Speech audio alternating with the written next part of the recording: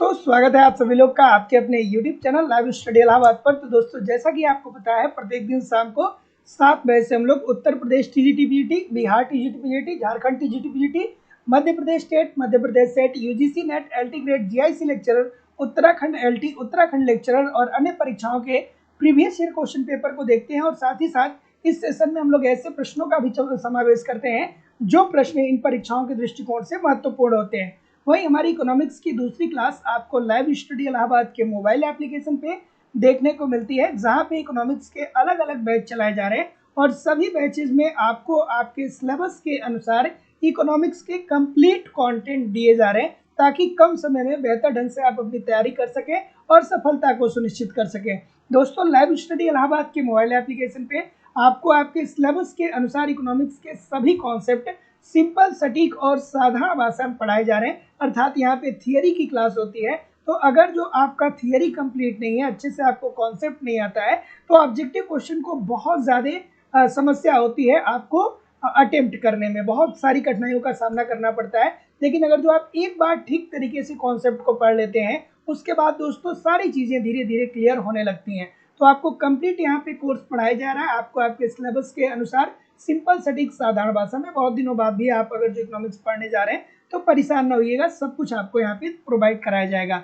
साथ ही साथ कंप्लीट यहाँ पे आपको इकोनॉमिक्स के नोट्स भी दिए जा रहे हैं, ताकि आप एक तरफ कॉन्सेप्ट को पढ़ते रहिए, दूसरी तरफ नोट्स के माध्यम से अपना रिवीजन करते रहिए। इसके अतिरिक्त आपको यहाँ पे टेस्ट सीरीज दिया जा रहा है, ताकि आप टेस्ट दीजिए, समय समय पे अपना इवेल्युएशन करते रहिए कि आखिरकार किस तरीके की तैयारी चल रही है, कहाँ पे गलती हो रही है, और जहाँ पे भी गलती हो रही है उस गलती में सुधार करिए। साथ ही साथ आपको यहाँ पे प्रीवियस ईयर की क्वेश्चन पेपर भी दिए जा रहे हैं, ताकि आपको डायरेक्टली इनडायरेक्टली बहुत सारे क्वेश्चन आपके पेपर में प्रीवियस ईयर से देखने को मिलते हैं। तो आप यहाँ पे प्रीवियस ईयर को ठीक तरीके से पढ़ें। इसके अतिरिक्त आपको यहाँ पे करंट की भी क्लासेस करवाई जा रही है। मतलब सब कुछ कवर कराना हमारी जिम्मेदारी है, आपको अलग से कुछ भी कलेक्ट करने की जरूरत नहीं है। और जो सबसे बड़ी बात है वो ये है कि कोर्स की वैलिडिटी लाइफ टाइम है। इट मीन्स एक बार अगर जो आप एडमिशन लेते हैं तो वर्तमान परीक्षा में तो पढ़ेंगे ही पढ़ेंगे, साथ ही साथ इन फ्यूचर में जब भी कोई नई वैकेंसी आती है और उसके लिए जब भी कोई नया बैच प्रारंभ होगा, आपको ऑटोमेटिक वहां पे ऐड कर दिया जाएगा, आपको अलग से फीस पेमेंट करने की जरूरत नहीं पड़ेगी।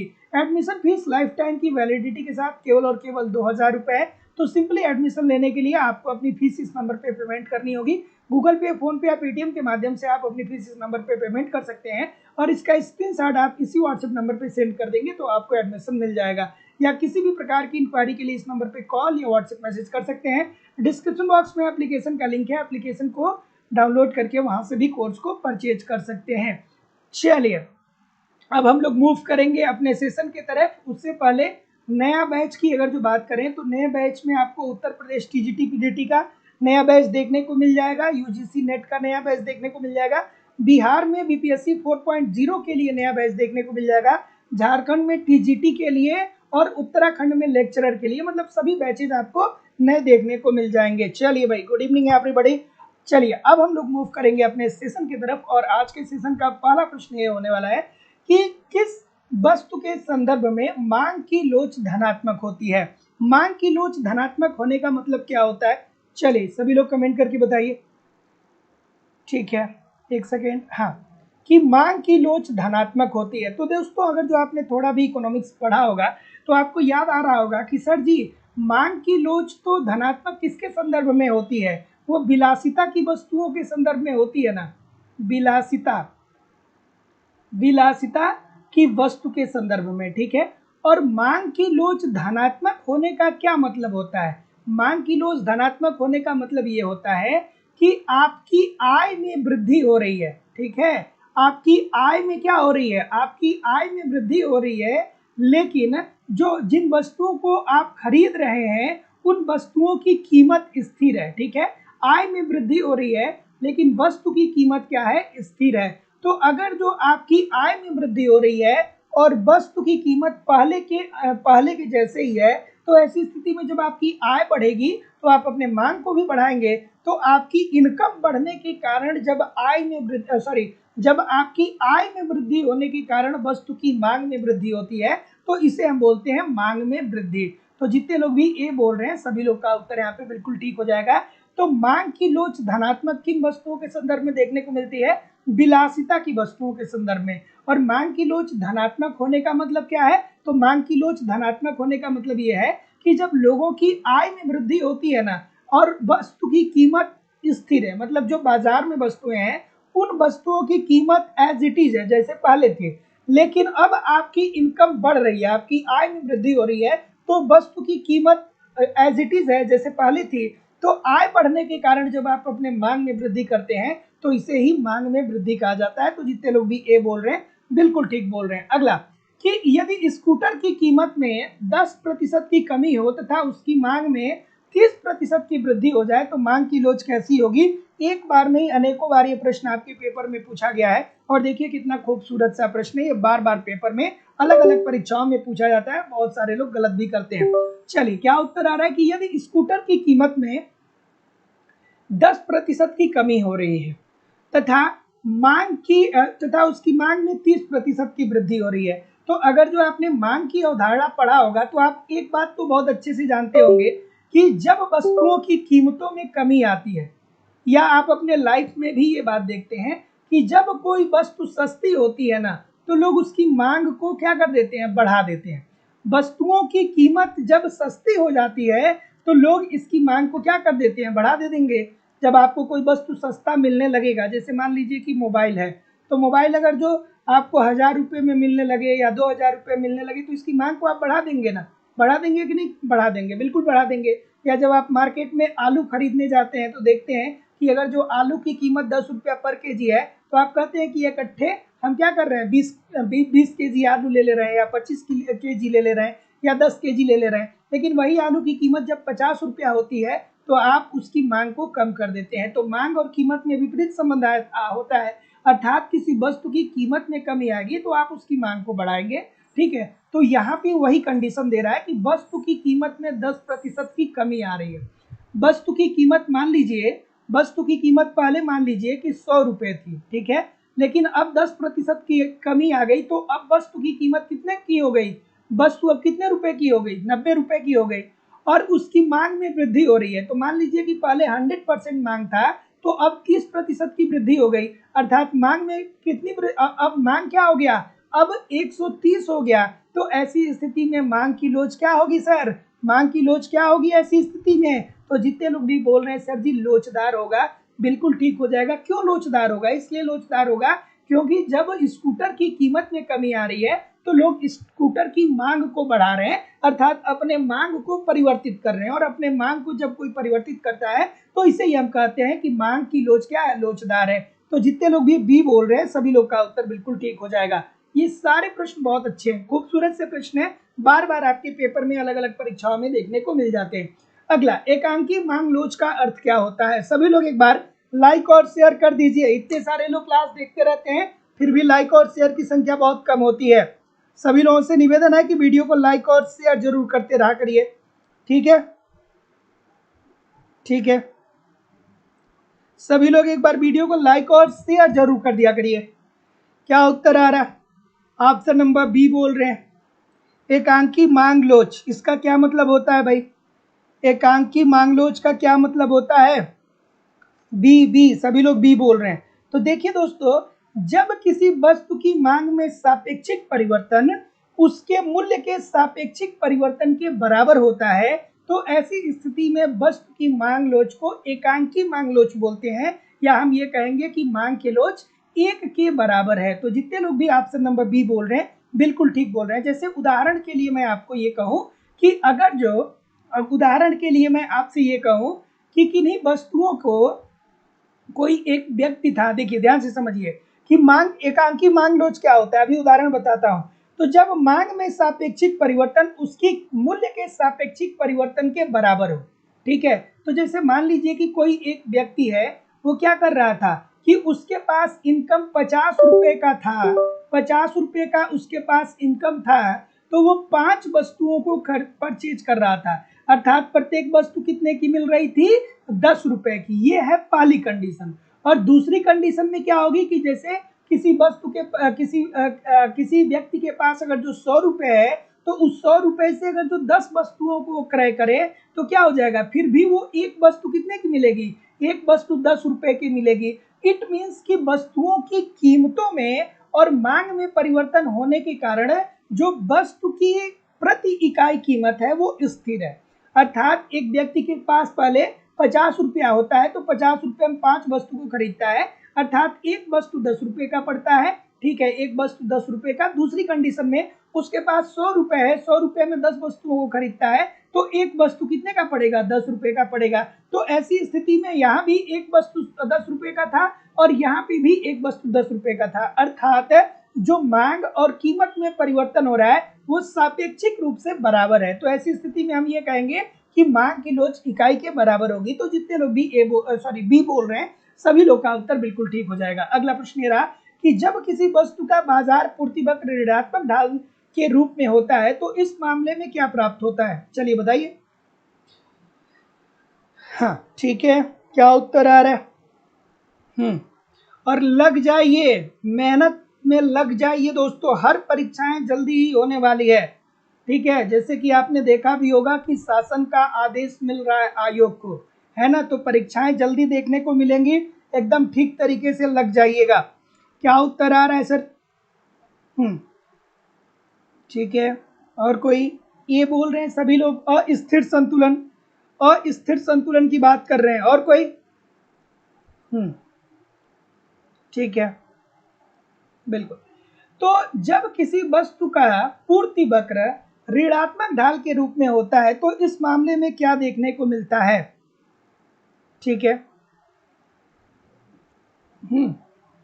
तो जितने लोग भी ऑप्शन नंबर क्या बोल रहे हैं, जितने लोग भी ऑप्शन नंबर ए बोल रहे हैं बिल्कुल ठीक बोल रहे हैं, अस्थिर संतुलन। और अस्थिर संतुलन का मतलब क्या होता है?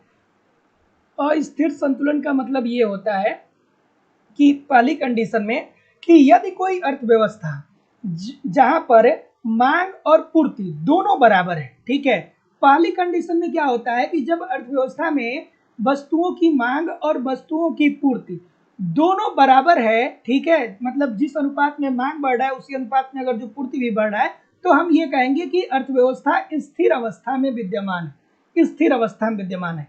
लेकिन अगर जो बाजार पूर्ति ऋणात्मक हो जाता है, इसका मतलब क्या हो गया, इसका मतलब यह हो गया कि पूर्ति में कमी आ रही है। इट मीन्स मांग में वृद्धि हो रही है और पूर्ति में कमी आ रही है। तो ऐसी स्थिति में बाजार क्या हो जाएगा, अस्थिर हो जाएगा, वस्तुओं की कीमतें बढ़ने लगेंगी। तो दोस्तों अस्थिर संतुलन का मतलब ये होता है कि बाजार जब संतुलन की अवस्था में होता है और किसी कारण से उसमें गड़बड़ी उत्पन्न हो जाता है, तो जब एक बार गड़बड़ी उत्पन्न हो जाता है तो फिर से अर्थव्यवस्था स्थिर अवस्था में नहीं पहुंच पाती है, इसे ही स्थिर संतुलन कहा गया। तो जितने लोग भी अस्थिर संतुलन कहा गया, तो जितने लोग भी ए बोल रहे हैं सभी लोग का उत्तर बिल्कुल ठीक हो जाएगा। अगला कि बहुत सी फर्में जो निकटतम प्रतिस्थापन वस्तुओं का उत्पादन करती है, यह प्रश्न मैं बार बार आप लोगों के पास लेकर के आता हूं क्योंकि एग्जामिनेशन हॉल में बहुत अच्छे अच्छे छात्र जो बहुत इकोनॉमिक्स पढ़े हैं वो लोग भी इस प्रश्न की गलती करते हैं। ठीक है, चलिए क्या उत्तर आ रहा है? ए बोल रहे हैं, बी बोल रहे हैं, डी बोल रहे हैं। तो जितने लोग भी डी बोल रहे हैं सब क्या होंगे, सही होंगे। चलिए बताइए डी वाले क्या ठीक है? ठीक है, तो देखिए दोस्तों 2-3 बातें आपको यहाँ पे ध्यान रखनी है कि बहुत सी फर्में जो निकट प्रतिस्थापन वस्तुओं का उत्पादन करनी है, मतलब ऐसी बाजार की एक ऐसी स्थिति होती है जहां पे बहुत सारी फर्में होती हैं लेकिन कोई भी फर्में समरूप वस्तु का उत्पादन नहीं करती है। वो क्या करती है, निकट प्रतिस्थापित वस्तुओं का उदाहरण करती है। जैसे कि मैं बार बार आपसे कहता हूं कि जब आप बस में जाते हैं तो देखते हैं कि एक व्यक्ति आता है, 5 पावर बैंक इस उंगली में फंसाया रहता है और 5 पावर बैंक इस उंगली में फंसाया रहता है और कहता है पावर बैंक ले लीजिए। लेकिन जब आप पावर बैंक को देखते हैं तो सारे पावर बैंक क्या होते हैं, एक दूसरे से अलग होते हैं। तो आप ये तो कह सकते हैं कि भैया इसके जगह पे इसका इस्तेमाल किया जा सकता है, लेकिन क्वालिटी में, रंग में, रूप में, कलर में, सब में वो एक दूसरे से अलग होता है। तो ये जो एकाधिकारिक प्रतियोगिता होता है ना, एकाधिकारिक प्रतियोगिता, इसके अंतर्गत उत्पादकों की संख्या अनेक होती है, बहुत सारी होती है, अनेक उत्पादन होते हैं, अनेक उत्पादक होते हैं और साथ ही साथ अनेक उत्पादक होते हैं और ये विभेदित वस्तु का उत्पादन करते हैं। मतलब ये समरूप वस्तु का उत्पादन नहीं करते। अगर जो समरूप वस्तु का उत्पादन करेंगे तो फिर पूर्ण प्रतियोगिता की स्थिति विद्यमान हो जाएगी। और जो एकाधिकारी बाजार प्रतियोगिता होता है, इसके अंतर्गत अकेला विक्रेता होता है, जैसे भारतीय रेलवे, अकेला विक्रेता होता है जैसे भारतीय रेलवे। तो जितने लोग भी ऑप्शन नंबर ए बोल रहे हैं सभी लोग का उत्तर बिल्कुल ठीक हो जाएगा। अगला कि अल्पाधिकारी फर्म का उद्देश्य क्या होता है। अब देखिए जितने भी लोग पढ़ रहे हैं, मैं एक ही बात आपसे कहूंगा कि ऐसे प्रश्नों को बहुत ही ध्यान और बहुत ही तल्लीनता से आप दीजिएगा। बहुत सारे स्टूडेंटों का सिलेक्शन इसलिए नहीं होता है कि उनको पता नहीं होता है, उनको सब पता होता है, लेकिन थोड़ा सा लोग क्या कर लेते हैं, हल्के में चीज़ों को ले लेते हैं। हल्के में नहीं लेना है, एक एक पॉइंट को समझना है और एक एक पॉइंट समझने के बाद उसका उत्तर करना है एग्जामिनेशन हॉल में, है ना। चलिए क्या उत्तर आ रहा है सर, डी बोल रहे हैं, और कोई डी बोल रहे हैं। तो अल्पाधिकार फर्म, तो देखिए अल्पाधिकार बाजार के अंतर्गत क्या होता है कि बाजार में 2 से ज्यादा फर्में होती हैं, 10 से कम फर्में होती हैं, थोड़ी फर्में होती हैं। और अल्पाधिकार बाजार के अंतर्गत क्या होता है कि कार्टेल का निर्माण होता है। कार्टेल क्या होता है, स्वतंत्र फर्मों का संगठन होता है। और कार्टेल क्या करता है कि कीमतों का निर्धारण करता है, और कार्टेल कीमतों का निर्धारण ऐसे न्यूनतम बिंदु पे करता है कि कोई नई फर्म उद्योग में एंट्री न कर जाए। ठीक है, तो अल्पाधिकारी बाजार का उद्देश्य ये होता है कि हमको क्या करना है, हमको अपने लाभ को अधिकतम करना है। और इन केस अगर जो हमें हानि हो रही है तो हमें हानि को भी अपने न्यूनतम करना है। और अल्पाधिकार के अंतर्गत कार्टेल कीमतों का निर्धारण बिल्कुल अपने न्यूनतम बिंदु पे रखता है कि अगर जो कोई उद्योग में छोटी फर्म एंट्री करना चाहे तो अब यहाँ पे फर्म को बहुत ज्यादा समस्या हो। ठीक है, तो जितने लोग भी ऑप्शन नंबर डी बोल रहे हैं बिल्कुल ठीक बोल रहे हैं। जैसे सपोज करिए कि साबुन उद्योग है, तो साबुन उद्योग में ऑलरेडी बहुत सारी फर्में हैं ना, तो आप अगर जो कोई एक साबुन की कंपनी बना रहे हैं, कोई एक फर्म स्थापित कर रहे हैं, तो ऐसी स्थिति में 10 रुपए का आपको साबुन बेचना पड़ेगा, भले से आपने करोड़ों रुपए की टेक्नोलॉजी लगा दी हो। तो यही होता है दोस्तों प्रतिस्पर्धा। तो अल्पाधिकार बाजार के अंतर्गत फर्में कम से कम कीमतों को निर्धारित करती हैं। चलिए अगला प्रश्न कि प्रतिनिधि फर्म का विचार किस अर्थशास्त्री के द्वारा दिया गया था। खूबसूरत सा प्रश्न, ठीक है।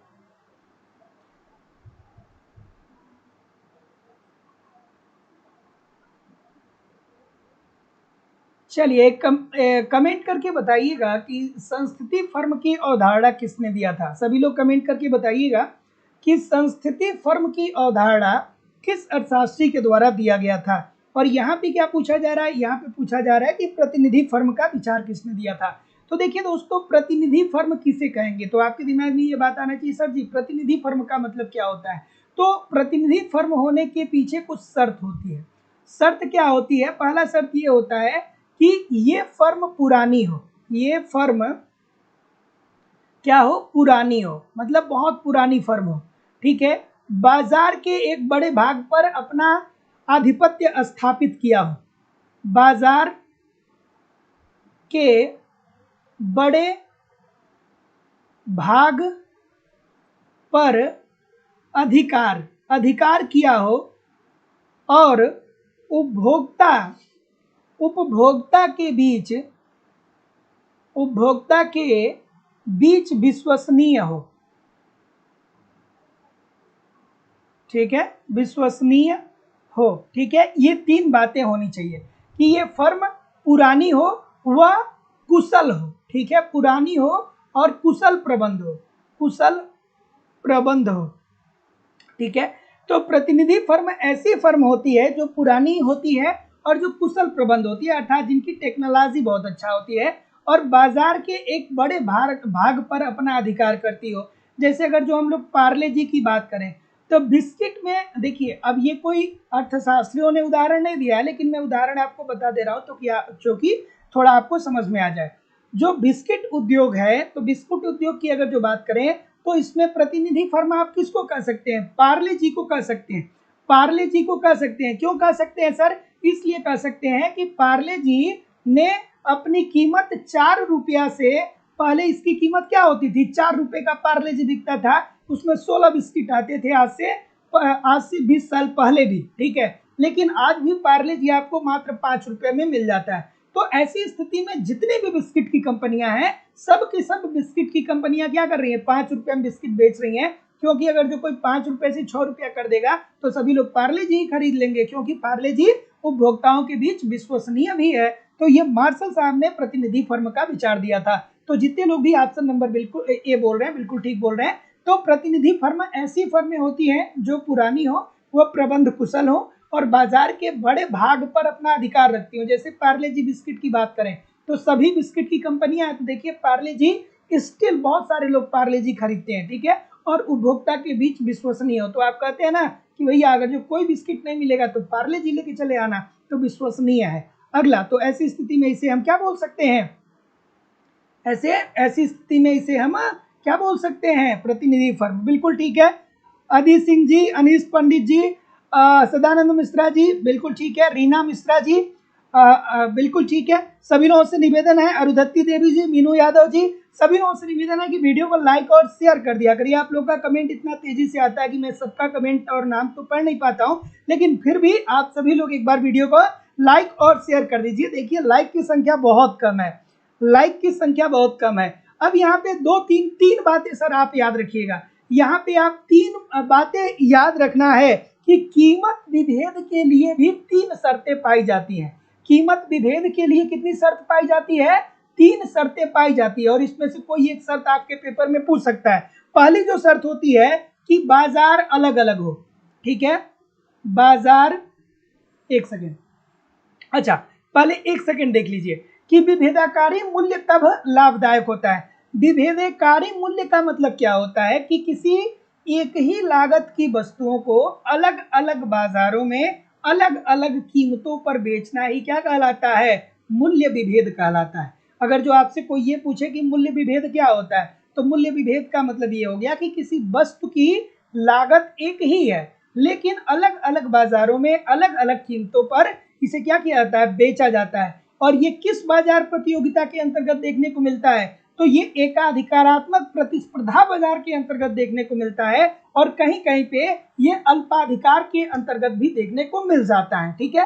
तो विभेदकारी मूल्य विभेद का मतलब ये होता है कि किसी एक ही लागत की वस्तु, जैसे मान लीजिए कि 10 रुपये किसी वस्तु की उत्पादन लागत है, ठीक है, तो इसे उत्तर प्रदेश में हम 15 रुपये में बेच दिए, बिहार में ले जाकर के इसे हम 20 रुपये में बेच दिए, मध्य प्रदेश में ले जाकर के इसे हम 18 रुपये में बेच दिए, और झारखंड में ले जाकर के इसे हम 17 रुपये में बेच दिए। अर्थात एक ही उत्पादन लागत की वस्तुओं को अलग अलग बाजारों में अलग अलग मूल्यों पर बेचना ही मूल्य विभेदीकरण कहलाता है। और मूल्य विभेदीकरण के लिए दोस्तों 3 शर्तों का आपको जानना बहुत जरूरी है।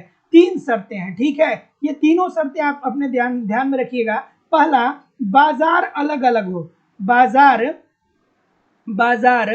अलग अलग हो, ठीक है। जैसे मान लीजिए कि आप उत्तर प्रदेश में बैठे हैं, तो आप मध्य प्रदेश में फोन करके नहीं ना पूछते हैं कि ये बताओ कि मध्य प्रदेश में कै रुपए का ये सामान बिक रहा है, हमको खरीदना है। भैया आप तो अपने ही मार्केट में वस्तुओं की कीमत पता करते हैं ना, आप झारखंड नहीं ना फोन लगाते हैं कि झारखंड में ये वस्तु कितने की बिक रही है, हमारे यहाँ इतने रुपए की बिक रही है। तो बाजार अलग अलग होना चाहिए, ठीक है। उसके बाद जो दूसरी कंडीशन है वो मांग की लोच अलग अलग होना चाहिए, ठीक है। मांग की लोच क्या होना चाहिए, भिन्न होना चाहिए। अर्थात कहीं पे इसकी मांग ज्यादा होनी चाहिए, कहीं पे इसकी मांग कम होनी चाहिए। और जो तीसरी कंडीशन है वो ये है कि क्रेता को बाजार का पूर्ण ज्ञान न हो। ये तीनों ध्यान में रखिएगा, क्रेता को बाजार का पूर्ण ज्ञान नहीं, ठीक है। इन तीनों बातों को आप ध्यान में रखिएगा सर, क्योंकि कभी कभी आपके पेपर में ये दिया जाता है। तो चलिए, तो विभेदकारी मूल्य तब लाभदायक होता है जब विभिन्न बाजारों में मांग की लोच क्या होती है, अलग अलग होती है। अगला, कि श्रम की बाजार पूर्ति निर्भर करती है, श्रम की बाजार पूर्ति।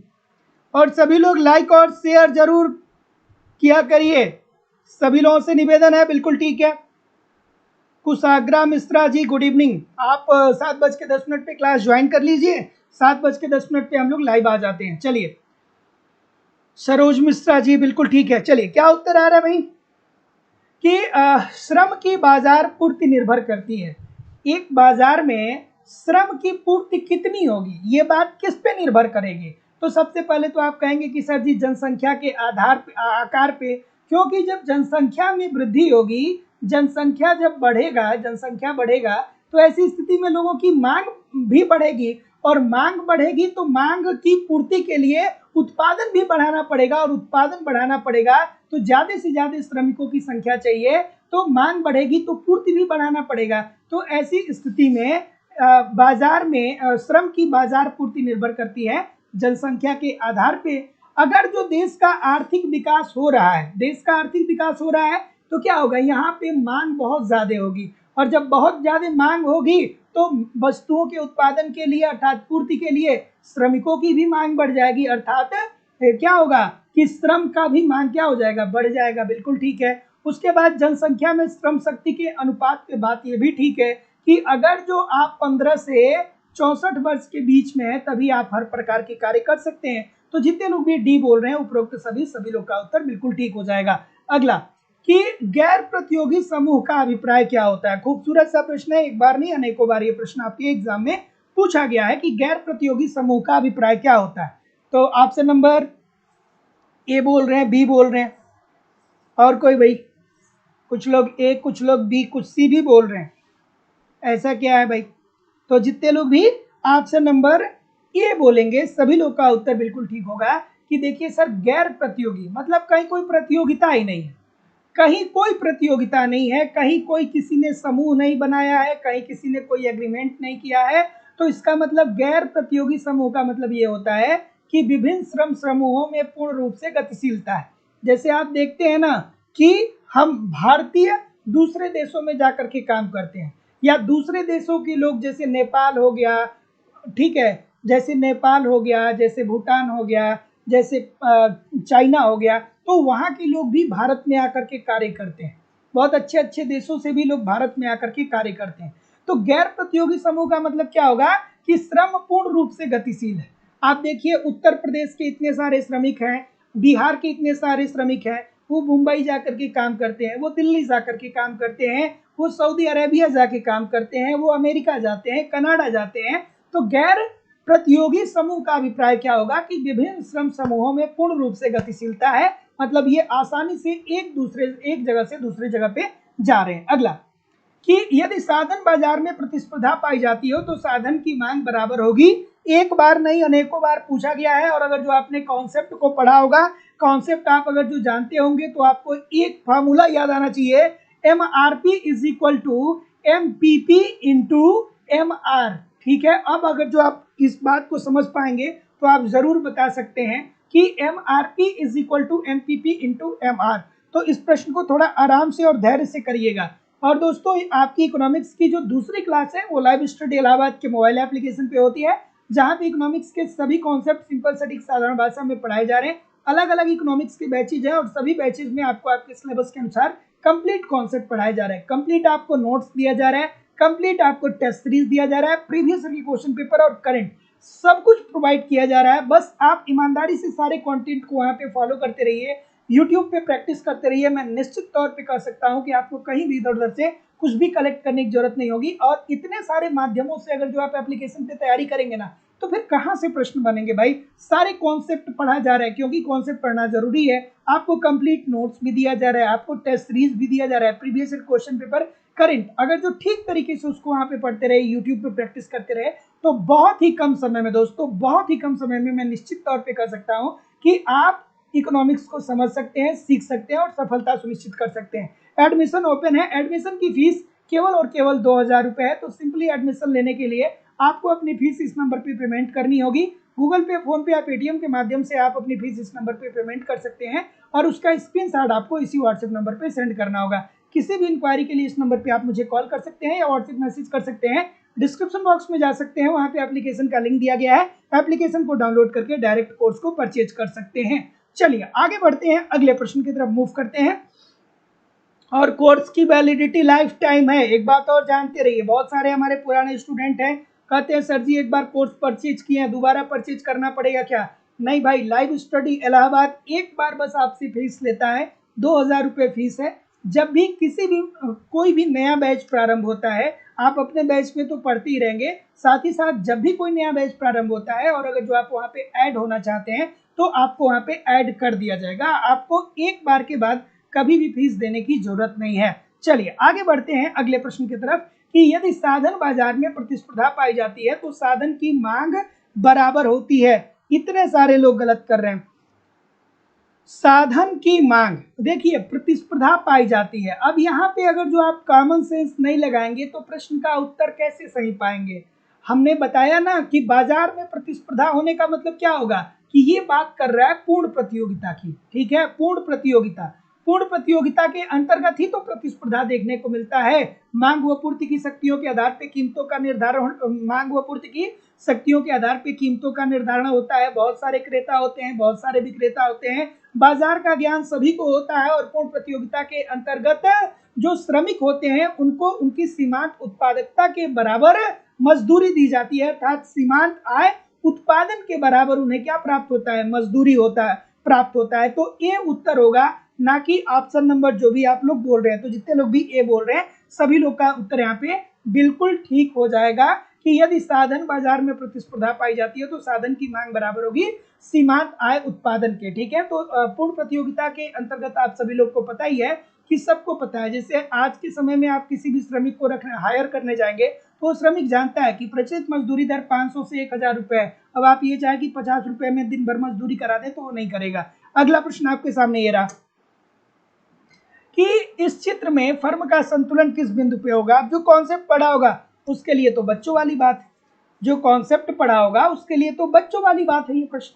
और एप्लीकेशन पे जो लोग पढ़ रहे हैं उनको मैंने सब विस्तार से सारी चीजें पढ़ाई है। तो जो लोग एप्लीकेशन पे पढ़ रहे हैं उनसे मैं किसी भी प्रकार की त्रुटि की उम्मीद नहीं करता, क्योंकि एक ही बात को मैं 2-2 बार 3-3 बार बार बार वहां पे समझाता हूं जब तक आपको ठीक तरीके से चीजें समझ में नहीं आ जाती हैं।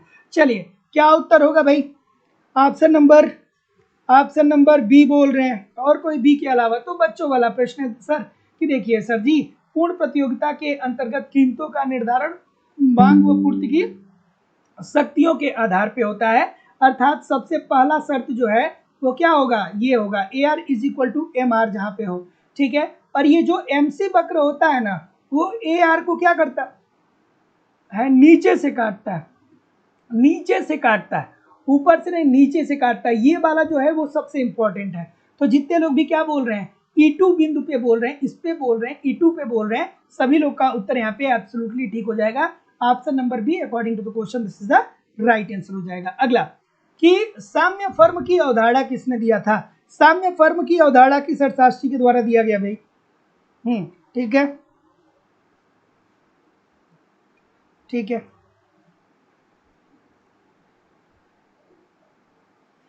ऑप्शन नंबर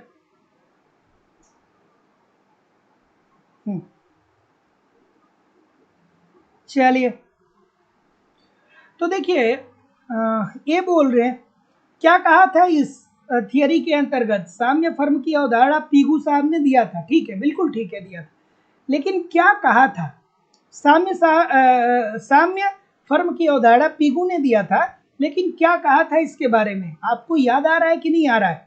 याद आना चाहिए कि भाई इन्होंने ये कहा कि देखिए अर्थव्यवस्था साम्य की स्थिति में होती है, लेकिन इसका मतलब ये नहीं कि जितनी भी फर्में अर्थव्यवस्था में है सभी फर्में साम्य की अवस्था में हो। कुछ फर्में ऐसी होती हैं जो हो सकता है कि अपने उत्पादन में विस्तार कर रही हो, कुछ फर्में ऐसी हो जो हो सकता है कि अपने उत्पादन में विस्तार कर रही हो, और कुछ फर्में ऐसी हो सकती हैं जो हो सकता है कि अपने उत्पादन में संकुचन कर रही हो, ठीक है। और इन्हीं फर्मों को उन्होंने साम्य फर्म या संस्थिति फर्म कह के संबोधित किया। तो जितने लोग भी ऑप्शन नंबर क्या बोल रहे हैं, ए बोल रहे हैं, सभी लोग का उत्तर यहाँ पे एब्सोल्युटली 100% ठीक हो जाएगा। अगला कि बाजार कीमत क्या होती है, बाजार कीमत किसे कहते हैं, चलिए बताइए,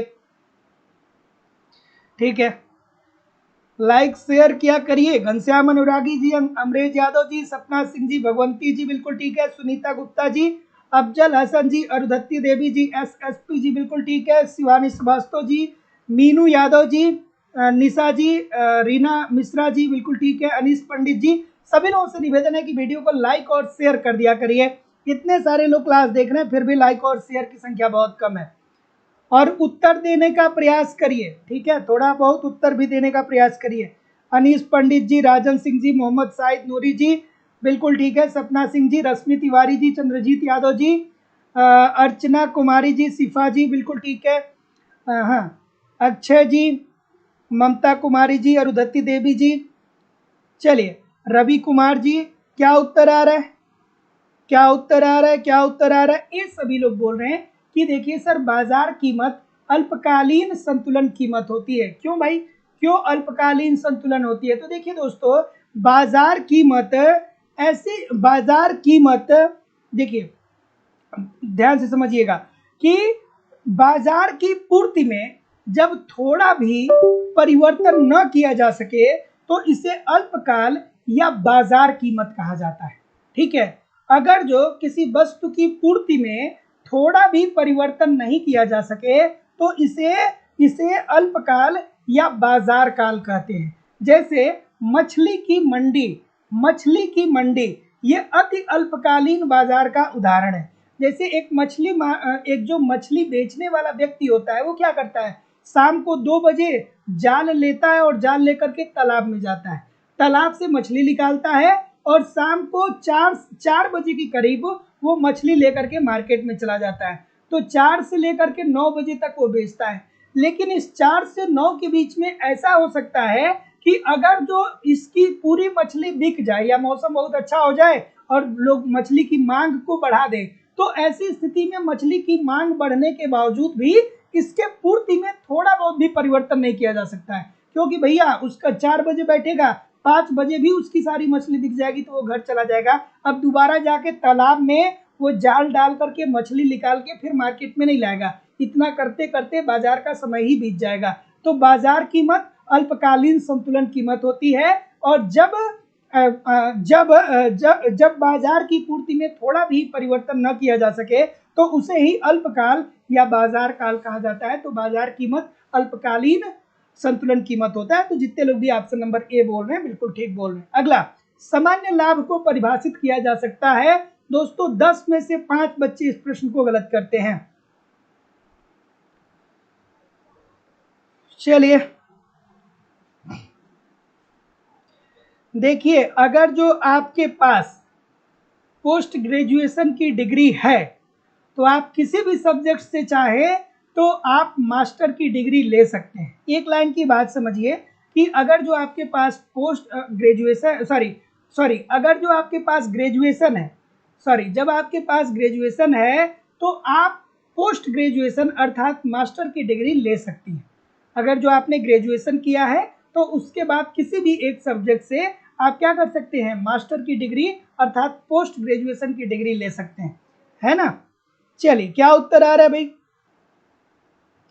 कि सामान्य लाभ को परिभाषित करिए। धीरे धीरे पढ़ते पढ़ते सब होशियार हो गए, है ना। सबको पता होगा कि सर जी फंसाना चाहते हैं लेकिन नहीं होगा। ऑप्शन नंबर ए कोई नहीं बोल रहा है क्या? मैं तो इसे आज इस प्रश्न को इसलिए लेकर के आया कि कुछ लोग ए बताएंगे, तो जो लोग भी ए बताएंगे सब गलत होंगे, ठीक है। और जितने लोग भी क्या बोलेंगे, डी बोलेंगे कि सामान्य लाभ खास करके पूर्ण प्रतियोगिता के अंतर्गत दीर्घकाल में फर्मों के द्वारा प्राप्त किया जाता है।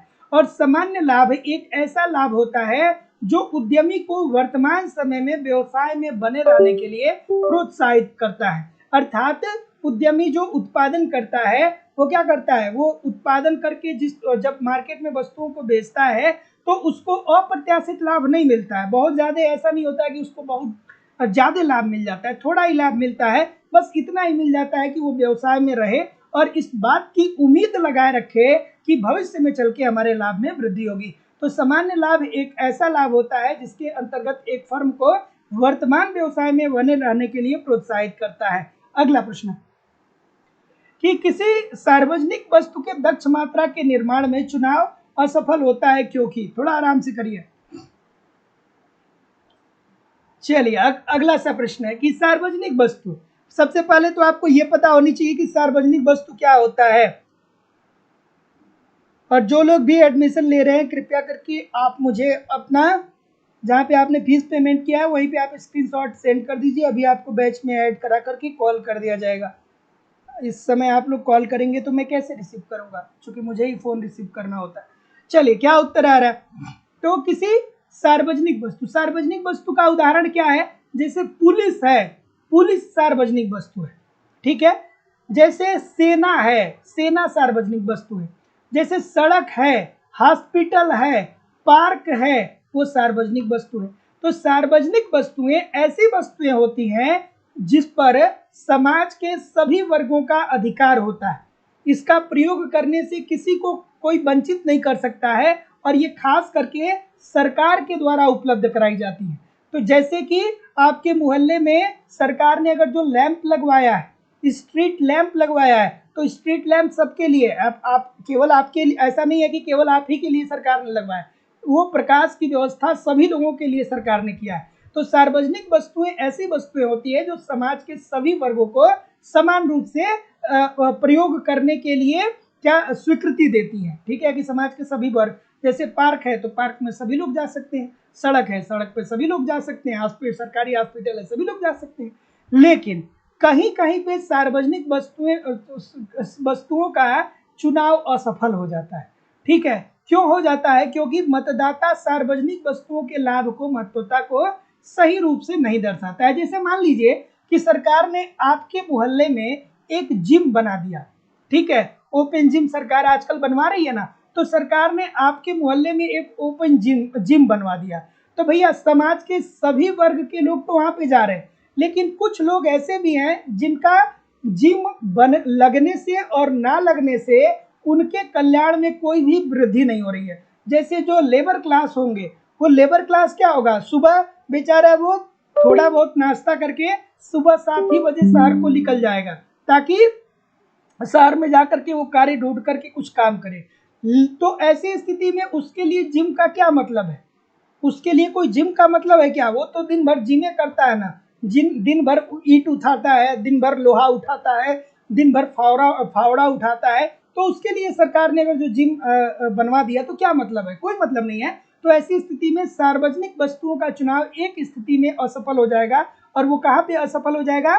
जहाँ पे सार्वजनिक वस्तुओं की लाभ के महत्ता को सही ढंग से नहीं दर्शाया जाता है। तो जितने लोग भी ऑप्शन नंबर डी बोल रहे हैं, ठीक बोल रहे हैं। अगला, कि सापेक्षिक रूप से निजी वस्तुएं पूर्णतः प्रतिस्पर्धी और निकालने योग्य होती हैं। क्या ये बात सही है? और अधिकांश उपभोग और उत्पादन से कम कुछ साझे पहलू होते हैं। थोड़ा आराम से करिएगा। चलिए, अगला प्रश्न बताइए भाई। सभी लोग एक बार लाइक और शेयर जरूर कर दिया करिए, और किसी भी प्रकार की किसी को भी कोई भी इंक्वायरी हो तो नीचे ये नंबर आ रहा है, आप मुझे कॉल कर लीजिएगा, मैं ही आप लोगों की कॉल को रिसीव करता हूँ, ठीक है। किसी को भी कोई दिक्कत हो तो आप मुझसे कॉल कर सकते हैं। क्या उत्तर आ रहा है भाई? सापेक्षिक रूप से निजी वस्तुएं पूर्णतः प्रतिस्पर्धी और निकालने योग्य होती हैं। क्या ये बात सही है कि सापेक्षिक रूप से निजी वस्तु क्या होती है? पूर्णतः प्रतिस्पर्धी और निकालने योग्य होती है। जैसे आपने कार खरीदा है, ठीक है, तो अगर जो आपने कार खरीदा है तो भाई ये आपकी निजी वस्तु हो गई।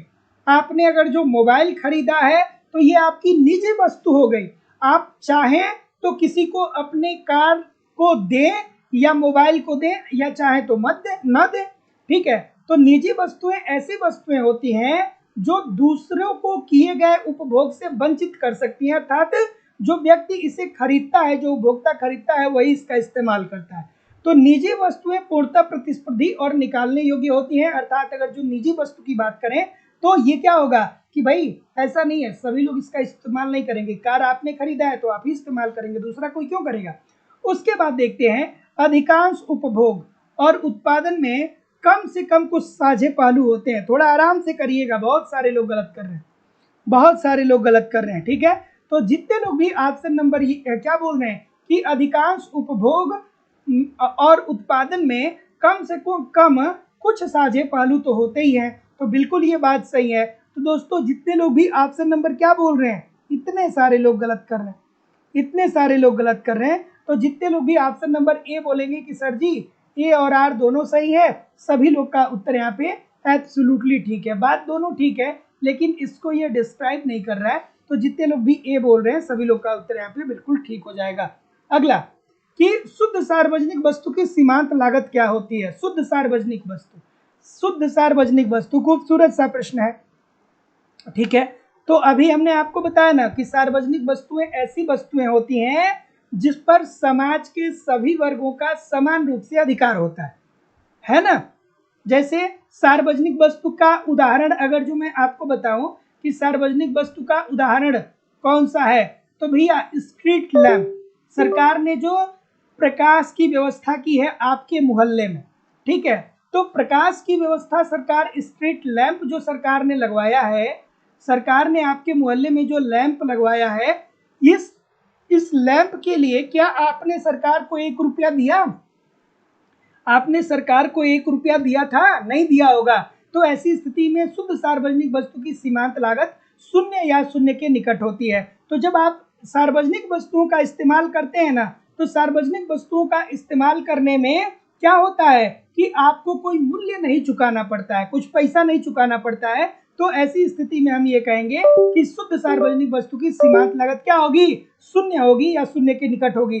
तो सभी लोग का उत्तर option number A, this is the right answer हो जाएगा। और जो लोग भी अभी तक चैनल को सब्सक्राइब नहीं किए हैं, चैनल को सब्सक्राइब करके बेल आइकन को क्लिक कर दीजिए। ईच एंड एवरी डे शाम को 7:10 से आपकी क्लास होती है। अगला प्रश्न ये रहा कि निम्नलिखित में से कौन राजकोषीय नीति का उपकरण नहीं है? तो देखिए ये तो बच्चों वाला प्रश्न है।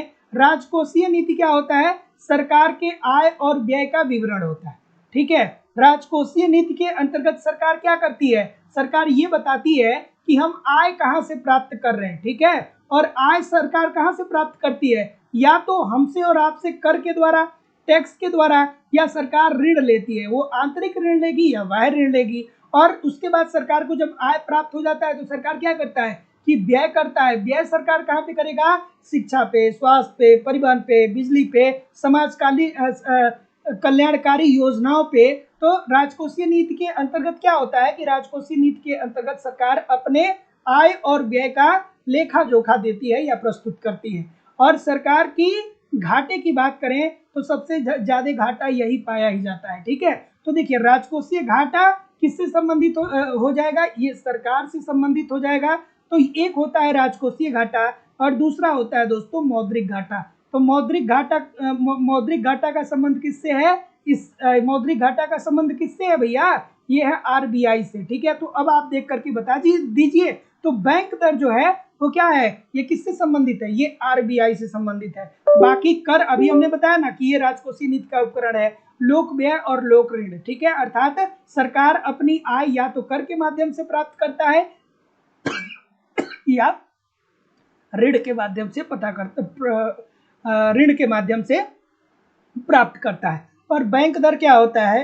तो जब अल्पकाल की बात न हो, नहीं तो बहुत सारे बच्चे बैंक दर और रेपो रेट में क्या हो जाते हैं? कंफ्यूज हो जाते हैं। तो बैंक दर का मतलब क्या होता है? तो एक लाइन में देख लीजिए क्योंकि बहुत सारे लोग कंफ्यूज हो जाते हैं। तो देखिए ये रहा दोस्तों आरबीआई अर्थात हमारे देश का केंद्रीय बैंक। ये रहा व्यापारिक बैंक, ठीक है, व्यापारिक बैंक। और ये रहे हम लोग अर्थात जनता। ये कौन रहे? ये रहे हम लोग जनता। तो अगर जो आरबीआई व्यापारिक बैंकों को ऋण दे रही है तो जो दर वसूल कर रही है ना, उसे ही हम क्या बोलते हैं? बैंक दर बोलते हैं, बैंक दर बोल रहे हैं। और जब व्यापारिक बैंक जनता को ऋण देती है तो उस पे जो दर वसूल करती है उसे बोला जाता है दोस्तों ब्याज दर, ठीक है। तो जिसे हम लोग ब्याज दर बोलते हैं उसे ही यहाँ पे बैंक दर बोला जाता है। लेकिन जब अल्पकाल की बात हो जाएगी कि आरबीआई जब व्यापारिक बैंकों को अल्पकालीन ऋण देती है तो जो दर वसूल करती है उसे क्या बोलते हैं? तो वो होगा रेपो रेट। और जब व्यापारिक बैंक आरबीआई को अल्पकालीन ऋण देती है तो उसे रिवर्स रेपो रेट कहा जाता है। तो ये 4-5 बातें याद रखिएगा कि बैंक दर क्या होता है, रेपो रेट क्या होता है, रिवर्स रेपो रेट क्या होता है, ब्याज दर क्या होता है। तो ये जितने लोग भी ऑप्शन नंबर क्या बोल रहे हैं? बैंक दर, सभी लोग का उत्तर ठीक हो जाएगा। अगला, सामान्य सेवाओं पर होने वाला व्यय क्या होता है? खूबसूरत सा प्रश्न है, एक बार नहीं बहुत बार ये प्रश्न आपके पेपर में पूछा गया है।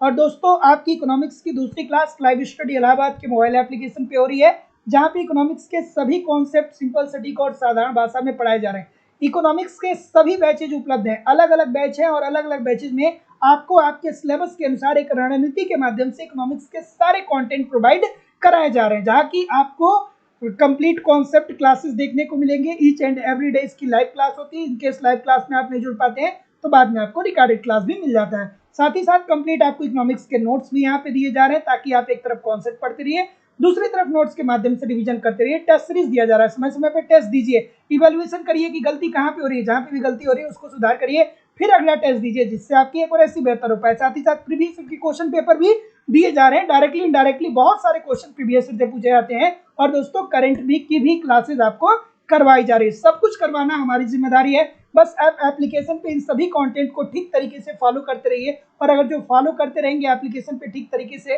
तो प्रश्न कहाँ से बनेगा भाई, इतने सारे माध्यम से, इतनी ठीक स्ट्रेटेजी के माध्यम से सारी चीजें वहाँ पे आपको दी जा रही है। एप्लीकेशन को फॉलो करते रहिए, यूट्यूब पे प्रैक्टिस करते रहिए, कहीं भी इधर उधर से आपको कुछ भी कलेक्ट करने की जरूरत नहीं होगी। बहुत ही कम समय में बेहतर ढंग से आप इकोनॉमिक्स को पढ़ सकते हैं, सीख सकते हैं, समझ सकते हैं और अपनी सफलता को सुनिश्चित कर सकते हैं। लाइफ टाइम की वैलिडिटी के साथ एडमिशन फीस केवल और केवल 2000 रुपए। इट मीन्स लाइफ टाइम की वैलिडिटी का मतलब ये होता है कि अगर जो आप एडमिशन लेते हैं तो वर्तमान परीक्षा के लिए तो आप पढ़ेंगे ही पढ़ेंगे, साथ ही साथ इन फ्यूचर में जब भी कोई नई वैकेंसी आती है और उसके लिए जब भी कोई नया बैच प्रारंभ होता है, आपको ऑटोमेटिक बैच में ऐड कर दिया जाएगा। आपको अलग से फीस पेमेंट करने की जरूरत नहीं होगी। एडमिशन फीस केवल और केवल 2000 रुपये लाइफ टाइम की वैलिडिटी के साथ। तो सिंपली आपको अपनी फीस इस नंबर पे पेमेंट करनी होगी। गूगल पे, फोन पे या पेटीएम के माध्यम से आप अपनी फीस इस नंबर पे पेमेंट कर सकते हैं और इसका स्क्रीनशॉट आपको इसी व्हाट्सएप नंबर पे सेंड करना होगा। किसी भी इंक्वायरी के लिए आप इस नंबर पे मुझे कॉल कर सकते हैं या व्हाट्सएप मैसेज कर सकते हैं। डिस्क्रिप्शन बॉक्स में एप्लीकेशन का लिंक दिया गया, एप्लीकेशन को डाउनलोड करके डायरेक्ट भी कोर्स को परचेज कर सकते हैं। चलिए, क्या उत्तर आ रहा है सर? राजस्व व्यय बोल रहे हैं। तो जितने लोग भी ऑप्शन नंबर क्या बोल रहे हैं, राजस्व व्यय बोल रहे हैं, सभी लोग का उत्तर बिल्कुल ठीक हो जाएगा। तो सामान्य सेवाओं पर होने वाले व्यय को क्या बोलते हैं? राजस्व व्यय बोलते हैं। और अब आप कहेंगे कि सर जी सरकार के तो बहुत सारे व्यय होते हैं, पूंजीगत व्यय होते हैं, सरकार के पूंजीगत व्यय होते हैं, सरकार के और भी अन्य प्रकार की बहुत सारे व्यय होते हैं, ठीक है। तो अब ये सामान्य सेवाओं पर होने वाला व्यय क्या होगा? तो सामान्य सेवाओं पे होने वाले व्यय का मतलब ये होता है कि सरकार के ऐसे व्यय जिससे सरकार को कोई सेवा नहीं मिल रहा हो। जैसे आप पढ़ते हैं ना हस्तांतरण आय, जिसकी जब हम राष्ट्रीय आय की गणना करते हैं तो हस्तांतरण आय को सम्मिलित नहीं करते हैं, तो उसमें क्या सम्मिलित होता है? उसमें क्या आता है? उसमें पेंशन आता है ना। तो इसका उदाहरण क्या हो जाएगा? पेंशन हो जाएगा। पेंशन जो है वो सरकार के राजस्व व्यय का हिस्सा है। छात्रवृत्ति सरकार के राजस्व व्यय का हिस्सा है। तो सामान्य सेवाओं पे होने वाला व्यय सरकार का ऐसा व्यय होता है जिसके बदले सरकार को कोई सेवा नहीं प्राप्त होती है, तो उसे ही बोलते हैं दोस्तों राजस्व व्यय। तो जितने लोग भी ये बोल रहे हैं बिल्कुल ठीक बोल रहे हैं। अगला, और चैनल को सभी लोग सब्सक्राइब कर लीजिए। और लाइक की संख्या बहुत कम है। इतना कम लाइक की संख्या क्यों है भाई? इतने सारे लोग क्लास देख रहे हैं फिर भी लाइक और शेयर की संख्या बहुत कम है। सभी लोगों से निवेदन है कि वीडियो को लाइक कर दीजिए सर, और शेयर जरूर कर दिया करिए। चलिए, चैनल को सब्सक्राइब करके बेल आइकन को भी क्लिक कर लीजिए, रोज क्लास होती है आपकी। अगला, कि राजकोषीय नीति के उपकरण में निम्नलिखित में से कौन सा कथन नहीं है? राजकोषीय नीति फिर ये किससे संबंधित हो जाएगा? राजकोषीय नीति सरकार अपनाती है, ठीक है, सरकार से संबंधित हो जाएगा। और इसमें कौन सा एक ऐसा है जो, देखिए, बजट संबंधी नीति, बजट का निर्धारण सरकार ही करती है, करारोपण का निर्धारण सरकार ही करती है, हिनार्थ प्रबंध की बात सरकार ही करती है, खुले बाजार में प्रतिभूतियों का क्रय विक्रय आरबीआई करता है, ठीक है। केंद्रीय बैंक खुले बाजार में प्रतिभूतियों का क्रय विक्रय करता है। जब अर्थव्यवस्था में मुद्रा की पूर्ति को बढ़ानी होती है, मुद्रा की पूर्ति को बढ़ानी होती है, तब ऐसी स्थिति में आरबीआई क्या करता है? प्रतिभूतियों का क्रय करता है, ताकि जब क्रय करेगा तो आरबीआई मुद्रा को रिलीज करेगा, मुद्रा को रिलीज करेगा तो अर्थव्यवस्था में मुद्रा की पूर्ति बढ़ेगी। लेकिन वहीं दूसरी तरफ अगर जो अर्थव्यवस्था में मुद्रा की पूर्ति को घटाना हो तो आरबीआई क्या करेगा कि आरबीआई क्या करेगा? प्रतिभूतियों का विक्रय करेगा, ताकि जो प्रतिभूति खरीदेगा वो क्या करेगा? मुद्रा का प्रवाह आरबीआई की तरफ मोड़ देगा। तो जितने लोग भी डी बोल रहे हैं बिल्कुल ठीक बोल रहे हैं। अगला, कि घाटे की वित्त व्यवस्था क्या बताती है? चलिए सर, घाटे की वित्त व्यवस्था, घाटे की वित्त व्यवस्था का मतलब ये होता है कि सरकार की जो आय है ना, उससे ज्यादा सरकार अर्थव्यवस्था में व्यय करे। सरकार अगर जो अपने आय से ज्यादा व्यय कर रही है अर्थव्यवस्था में तो उसे घाटे की वित्त व्यवस्था कहेंगे। अब कुछ लोग के दिमाग में आएगा कि गुरुजी कि सरकार अपनी आय से ज्यादा कैसे व्यय कर देगा। तो देखिए भैया, हमारी और आपकी बात अलग है। हम और आप क्या करते हैं, एक व्यक्तिगत एक व्यक्ति की बात करें तो हम लोग अपनी पहले आय को देखते हैं, फिर व्यय को निर्धारित करते हैं। हम लोग देखते हैं कि महीने में हमारी कमाई कितनी है और फिर उस पैसे के अनुसार अपने व्यय को करते हैं। लेकिन सरकार के साथ ऐसा नहीं होता है।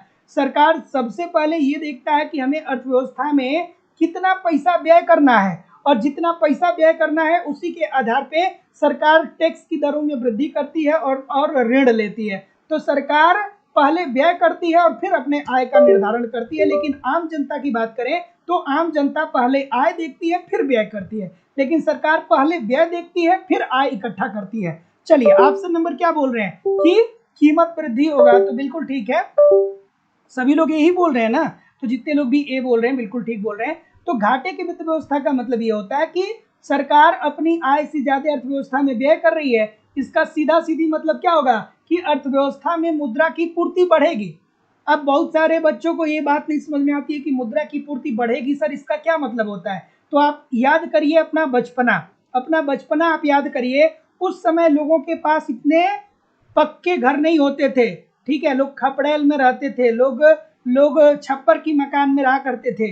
लेकिन अब देखिए ना, पहले लोगों के पास दुपहिया गाड़ी तक नहीं हुआ करती थी बहुत ज्यादा, लेकिन अब आप गांव में भी जाके देखिए, लोग पक्के मकान बनवा चुके हैं। जो बहुत गरीब है उसके पास भी कम से कम एक ठो स्प्लेंडर प्लस तो है ही है। तो इसका मतलब क्या हुआ कि पहले हमारी भारतीय अर्थव्यवस्था बहुत अच्छी स्थिति में नहीं थी, लेकिन अब धीरे धीरे भारतीय अर्थव्यवस्था का विकास हुआ और अर्थव्यवस्था में मुद्रा की पूर्ति बढ़ी। जब मुद्रा की पूर्ति बढ़ी तो सबके पास पैसा आया, तो जब सबके पास पैसा आया तो सभी लोगों ने क्या कर दिया, अपने मांग को बढ़ा दिया। और जब सभी लोग अपने मांग को बढ़ा दिए और जितना तेजी से मांग बढ़ा उतनी तेजी से उत्पादन अर्थात पूर्ति नहीं बढ़ेगा, तो वस्तुओं की कीमतों में क्या आ जाएगी, वृद्धि आ जाएगी। तो जितने लोग भी ऑप्शन नंबर क्या बोल रहे हैं, जितने लोग भी ऑप्शन नंबर ए बोल रहे हैं बिल्कुल ठीक बोल रहे हैं। तो ये बात आपको समझ में आ गई कि नहीं आ गई, ये बात समझ में आपको आ गई कि नहीं आ गई कि घाटे की वित्त व्यवस्था क्या बताती है कि अर्थव्यवस्था में कीमतों में वृद्धि होने वाला है। तो सबसे पहले घाटे की वित्त व्यवस्था ये बताती है कि सरकार अपनी आय से ज्यादा व्यय कर रहा है। जब सरकार अपनी आय से ज्यादा अर्थव्यवस्था में व्यय कर रहा है, इट मीन्स की मुद्रा की पूर्ति अर्थव्यवस्था में बढ़ रही है। और जब मुद्रा की पूर्ति बढ़ रही है तो लोगों की क्रय शक्ति भी बढ़ रही है, क्रय शक्ति बढ़ रही है तो लोग मांग बढ़ा रहे हैं। तो मांग बढ़ाना तो अपने हाथ में है, लेकिन उत्पादन करना क्या अपने हाथ में है क्या। आप चाहते हैं ना कि हम टीवी एक ठो खरीद लें, हमारे पास एक फ्रिज हो जाए, हमारे पास एक कार हो जाए, लेकिन क्या आप टीवी बना पाएंगे, क्या आप कार बना पाएंगे, सभी लोग नहीं बना पाएंगे ना। तो मांग तो कोई भी बढ़ा सकता है लेकिन पूर्ति कोई भी नहीं बढ़ा सकता है। तो अगर जो ऐसी स्थिति में मांग बढ़ जाती है और पूर्ति कम रहती है तो वस्तुओं की कीमतें महंगी हो जाएंगी। अगला, कि निम्नलिखित में से कौन सी विकसित अर्थव्यवस्था में राजकोषीय नीति का उद्देश्य है। सभी लोगों से निवेदन है वीडियो को लाइक और शेयर कर दिया करिए। इतने सारे लोग क्लास देख रहे हैं, लाइक शेयर क्यों नहीं कर रहे हैं भाई, लाइक और शेयर क्यों नहीं कर रहे हैं। सभी लोग लाइक और शेयर कर दिया करिए और कंटिन्यू क्लास में रहिए। देखिए, हार्ड वर्क उसके साथ साथ कंटिन्यूटी, अगर जो ये दोनों चीजें हैं ना तो आप जिंदगी में गोलू भी हैं, तो आप जिंदगी में बहुत बड़े विद्वान हो सकते हैं। आप हार्ड वर्क करना भी जानते हो और आप कंटिन्यू भी रहना जानते हो। बहुत सारे स्टूडेंट क्या होता है कि भैया 3 दिन पढ़े, मोटिवेशन कहीं से मिला तो 3 दिन पढ़े, उसके बाद छोड़ दिए, कहे देखा जाएगा।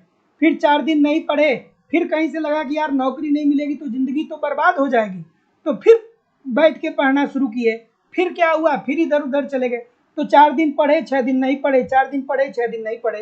तो अगर जो इस रेशियो से चलेंगे तो क्या हो जाएगा कि चीजें बहुत मुश्किल हो जाएंगी, क्योंकि ये कंपटीशन का दौर है। यहाँ पे सभी लोग, बहुत सारे ऐसे बच्चे हैं जो निरंतर लगातार पढ़ रहे हैं, निरंतर पढ़ रहे हैं, तो उन्हीं से आपको कंपटीट करना है। तो आप पूरी क्लासेस को ज्वाइन करिए, ईच एंड एवरी डे आप क्या करिए कि क्लास को अटेम्प्ट करिए, हर एक क्वेश्चन को ठीक तरीके से अटेम्प्ट करिए, निश्चित तौर पे सफलता आपको मिलेगी, इसमें कहीं कोई दो राय नहीं है। क्या उत्तर आ रहा है भाई, ऑप्शन नंबर डी बोल रहे हैं सभी लोग। तो देखिए, निम्नलिखित में से कौन सा विकसित राजकोषीय नीति का उद्देश्य है। तो देखिए, विनियोग के स्तर में वृद्धि करना, बिल्कुल ठीक है, विनियोग बढ़ेगा तो क्या होगा, राष्ट्रीय आय में वृद्धि आएगी क्योंकि उत्पादन बढ़ेगा। पूर्ण रोजगार की प्राप्ति। पूर्ण रोजगार की प्राप्ति का मतलब क्या होता है? ये होता है कि अर्थव्यवस्था में जो प्राकृतिक और भौतिक संसाधन है उनका पूर्ण रूप से प्रयोग करके उत्पादन के स्तर को अधिकतम स्तर पे कर दिया जाए, इससे ज्यादा उत्पादन नहीं हो पाएगा। और आर्थिक स्थिरता प्राप्त करना। आर्थिक स्थिरता का मतलब ये होता है कि गरीब और अमीर के बीच की खाई बहुत ज्यादा ना बढ़े। ऐसा ना हो कि एक तरफ गरीब गरीब होता चला जाए और अमीर अमीर होता चला जाए। तो जितने लोग भी डी बोल रहे हैं सभी लोग का उत्तर बिल्कुल ठीक हो जाएगा। अगला, कि करापात ऐसे व्यक्ति पर होता है जो उसको, ये प्रश्न बार बार आप करते हैं लेकिन बार बार आप कंफ्यूज होते हैं, बहुत सारे स्टूडेंट कंफ्यूज होते हैं। चलिए बताइए क्या उत्तर आ रहा है? कि करापात किसी ऐसे व्यक्ति पे होता है जो उसको, एक होता है दोस्तों करापात और दूसरा होता है कराघात। ये दो बातें आप ध्यान में रखिएगा, बार बार यहां से प्रश्न पूछा जाता है, बहुत सारे लोग गलत करते हैं कि करापात और कराघात क्या होता है। ऑप्शन नंबर ए बोल रहे हैं। इजी सी बात है, बच्चों वाली बात है। करापात का मतलब ये होता है कि किसी व्यक्ति पे अगर जो कर लगाया जा रहा है ना, तो वो कर को टाल नहीं सकता है। जैसे कि प्रत्यक्ष कर, प्रत्यक्ष कर, ठीक है, जैसे प्रत्यक्ष कर। प्रत्यक्ष कर में क्या होता है कि अगर जो सरकार आपको सैलरी दे रही है तो सरकार आप ही से टैक्स लेगी। ऐसा नहीं कि सरकार आपको सैलरी दे रही है और आप कहेंगे कि नहीं जाइए हमारे पड़ोसी से टैक्स ले लीजिए, ऐसा बिल्कुल नहीं होता है। तो करापात का मतलब ये होता है कि जिस व्यक्ति के ऊपर टैक्स लगाया जा रहा है वही क्या कर रहा है कि टैक्स को वहन कर रहा है, टैक्स वही पे कर रहा है। लेकिन कराघात के अंतर्गत क्या होता है कि जिस व्यक्ति के ऊपर टैक्स लगाया जाता है वो टैक्स को अपने से दूसरे के ऊपर भी डाल सकता है, ठीक है। और खास करके ये अप्रत्यक्ष करों के अंतर्गत देखने को मिलता है।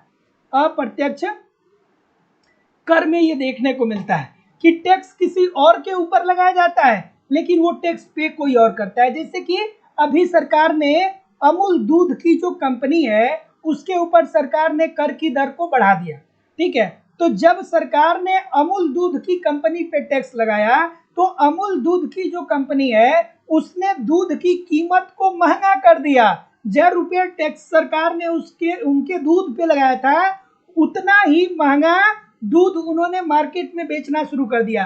पहले अगर जो 60 रुपया लीटर बेच रहे थे तो सरकार ने अगर जो प्रति लीटर 6 रुपये टैक्स लगा दिया तो अब वो 66 रुपया प्रति लीटर दूध बेचने लगे। तो इसका मतलब क्या हो गया कि टैक्स किसके पड़ा था, किसके ऊपर पड़ा था? जो अमूल दूध का उत्पादक है उसके ऊपर सरकार ने टैक्स डाला था।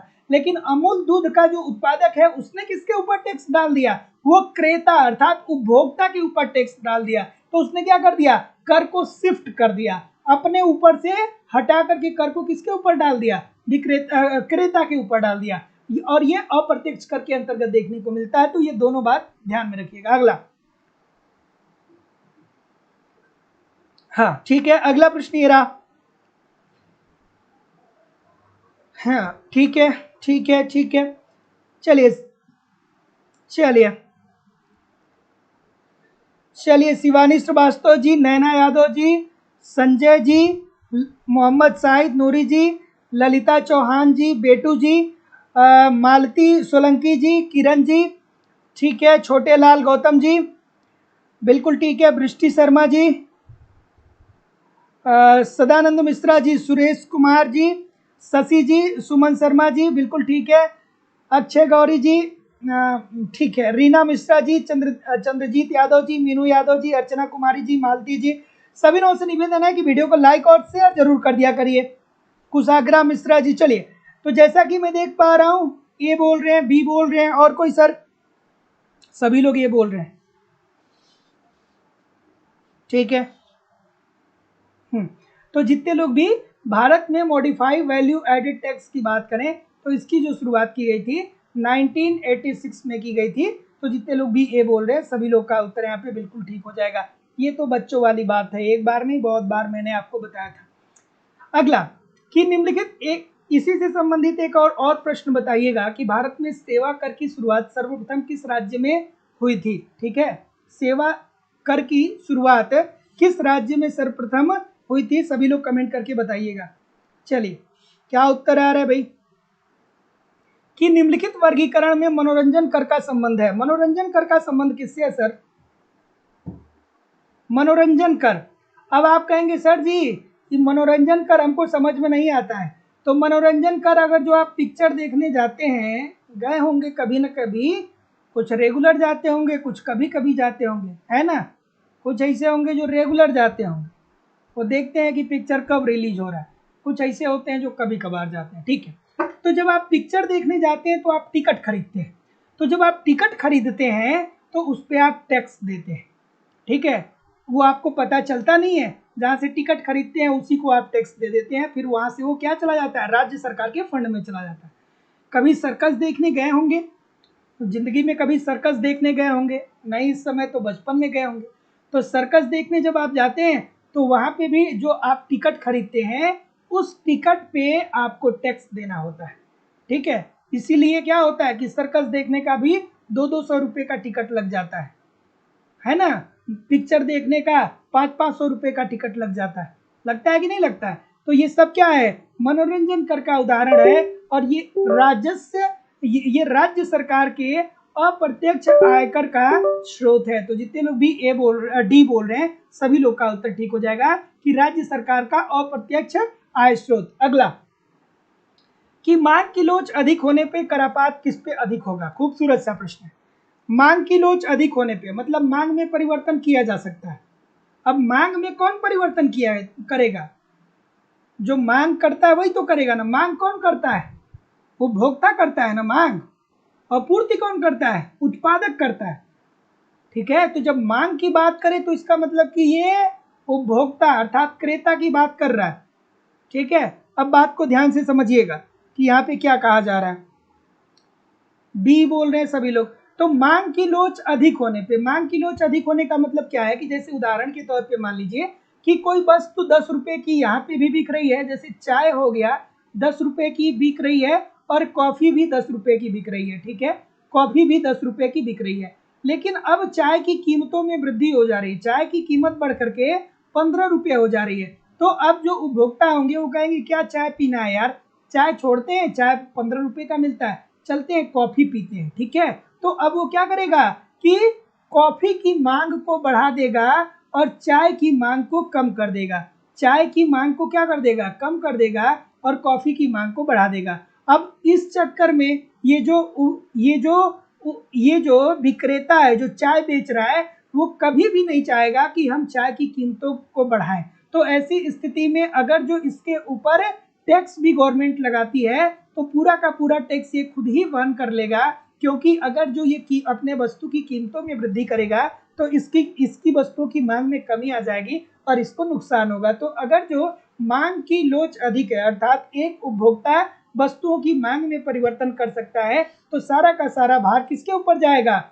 विक्रेता के ऊपर। लेकिन अगर जो मांग की लोच बेलोचदार है, बेलोचदार, अगर जो मांग की लोच बेलोचदार है तो कर का पूरा भार कौन वहन करेगा? क्रेता। क्रेता जैसे इसका उदाहरण मैं दूं, बेलोचदार मांग का उदाहरण मैं दूं, नमक, ठीक है। नमक हो गया, एक सेकेंड, नमक जैसे मान लीजिए कि नमक अभी 30 रुपया पर केजी है। अगर जो नमक की कीमतों को बढ़ा करके 300 रुपया पर केजी कर दिया जाएगा ना, तो भी एज ए उपभोक्ता हम और आप ऐसा नहीं है कि नमक की मांग में कमी कर देंगे, ठीक है। नमक की मांग में नहीं कमी कर सकते हैं क्योंकि नमक बिना तो फिर सब शून्य हो जाएगा ना।